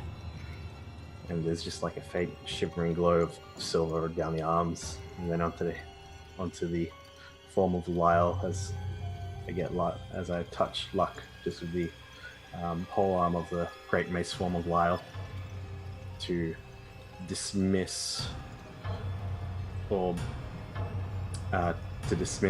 banish basically this corruption within Luck. You can try. Okay. Charisma. Yep, you can make me a charisma saving throw to dismiss it. If I this is a guess. feigned or undead Or effect. fail. As you see this sort of blue glow flow out across Luck and sort of seep into his body down across the spikes, there's no change. Yeah, I mean, This is not an actual creature. It is. he's also. It is a disease. So has has these things coming up and being destroyed? That cleared out the graveyard somewhat. That actually It has cleared it out somewhat. It will be easier to get across, but it by no means is a cakewalk to get out to where she indicated that the Goldheart graves are, or if you were trying to go to where the bodies of the miners are out there, sort of in the same direction. As you look out there, you can do, and since you asked about it, go ahead and do me a perception and/or investigation check. Your call. Well, investigation, because that's better. Still disadvantage. 10. 10. Yep. There does not seem to be a clear path. You can sort of see there seems to be almost like a is that the right word? A mausoleum? Above ground tomb. What's it called? Mausoleum? Is that right? Mausoleum. Yep.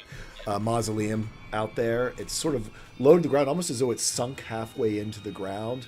That sort of, you can just sort of see it in the shadowy darkness because it is quite dark. It's only the last remnants of the moonbeam that did seem to cut through this magical darkness that allow you to see as far as you did. So yeah. So just to clarify, she said they were in the same location as, or they were just buried out there in general.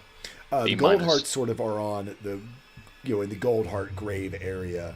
The sort of along the way, sort of on the outskirts of the Goldheart area, are where the miners' remains were sort of getting ready to be interred because she was wanting to put them in some of the hallowed ground instead of the non-hallowed ground, thinking that would be best. Okay.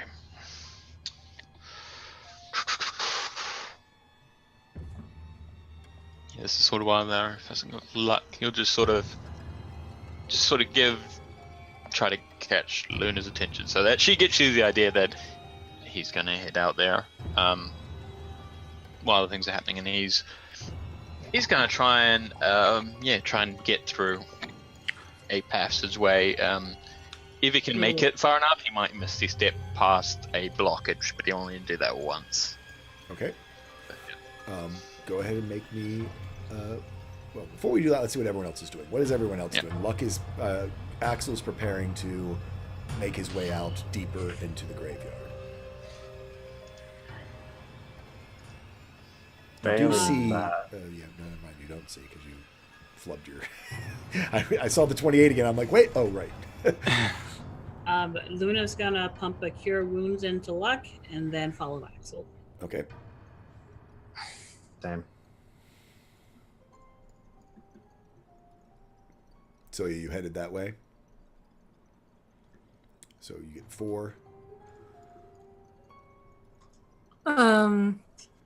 Celia doesn't really have much that she can do, so yeah, she'll follow Axel. Okay.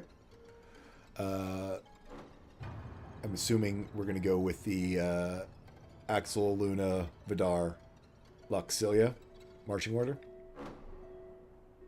You leading the way, Axel? Or if everyone's coming, are you letting someone else lead the way? Axel will go first, since he wasn't really thinking anyone else was going to go. Okay. But yeah. Go ahead and... Advantage. And I'll give it a go. Okay. 18. On an 18, you do pick your way and find a path heading out that direction. You make it about halfway there. We're going to have everyone sort of catch up, and then we'll do the second set. Go ahead, Luna, if you'll do me a dexterity save. 25. Not a problem. Vidar.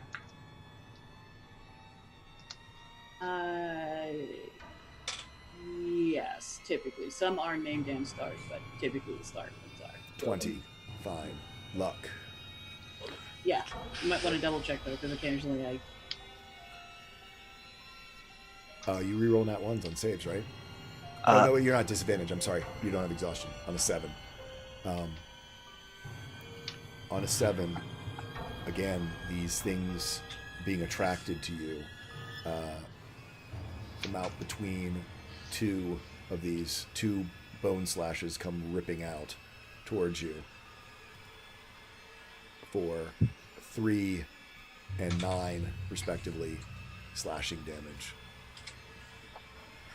It is magical. Yep. And you make it up sort of to the halfway point. Celia, if you'll do me a dexterity saving throw. On a 14, as Luck sort of is dodging and getting hit by these, you're not able to quite maneuver as well as you would, and you end up taking a bone slash as well, doing 7 points of magical slashing damage. As you are there and get ready to move on,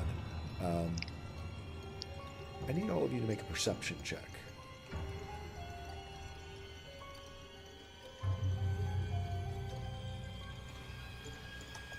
$21. Oh my gosh, active Luck. How many nat ones have I rolled today? It's terrible, man. You are disconcerted. You are out of sorts.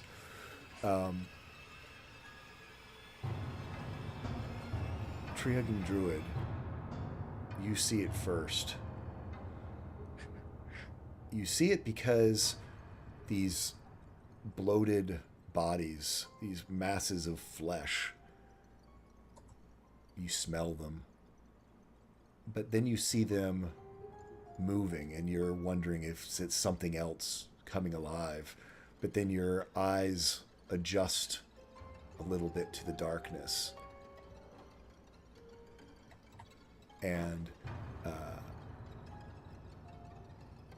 you see that it's not that they're moving themselves. Something is moving them. And you see them get lifted up and then all but disappear. Axel, you catch sight of it too at that movement as it gets lifted up, something almost into the ground, and then you realize almost a swallowing motion. And right then you see two huge eyes look towards you, glowing orange, its retinas reflecting back any little bit of light that is catching them, as a giant corrupted bear looks at you and roars. Roar! And that's where we're going to end our session. Yay! We're ending on a cliffhanger. I can't bear it.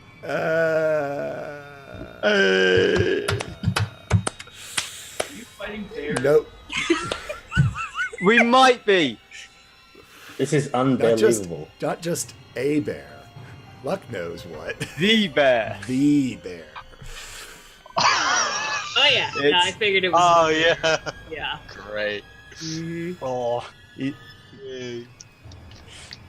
Anyway, It's a rematch. You're a monster.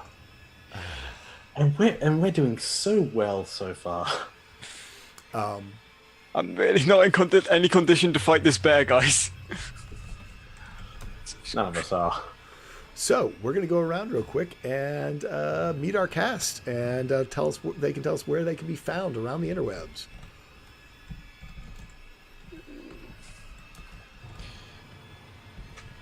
Right. I'll go first then, because There you go. Okay. Yep, or I'm sorry, Dragons or Cats, Yep. or Templar, either one. Templar Warden. earliest. Yes. Cool, got it. Hello, I am Templar Warden. I was playing Hidden by Axel, the Tabaxi wizard, who is totally not creeped out of his mind, but also trying to figure this all out because it's all really disturbingly fascinating. He is not a lich. You may catch me anywhere on the internet as Templar Warden. You may catch me on Twitter at Rainer Templar.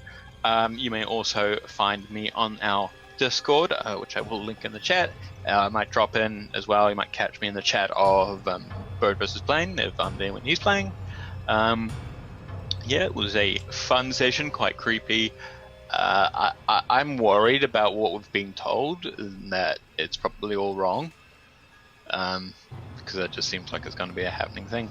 Anyway, yeah, it was good fun. Moving on. Cool. Next up, we will go with Dragons or Cats.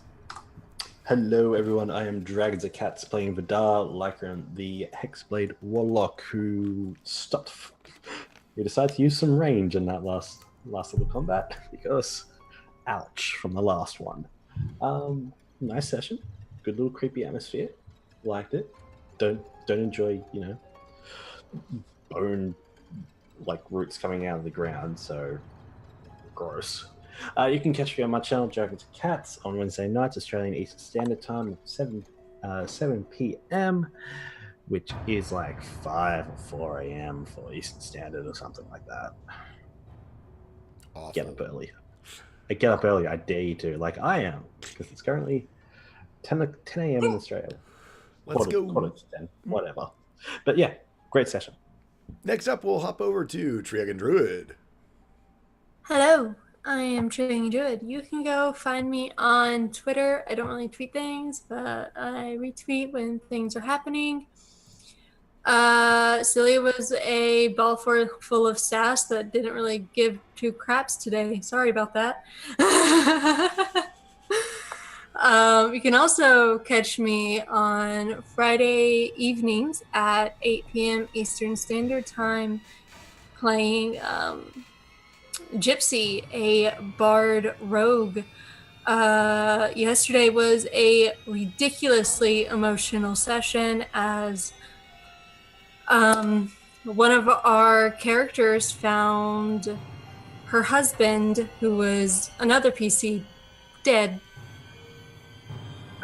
So it ended in literally all of us crying.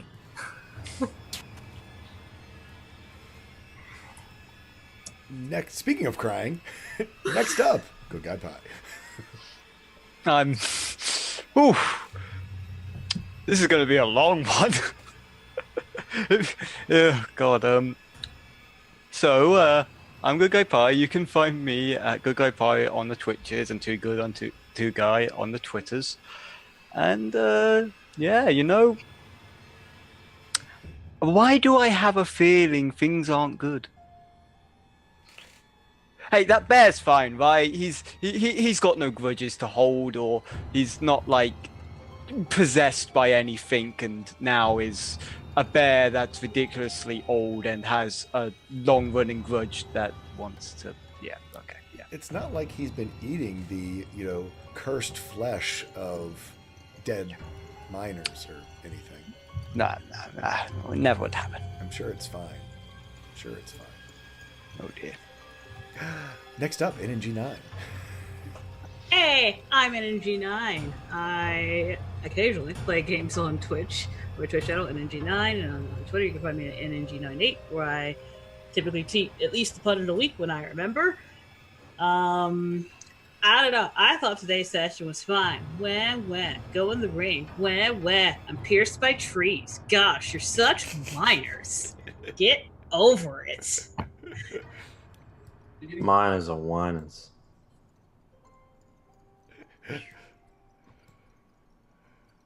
Everything will be fine.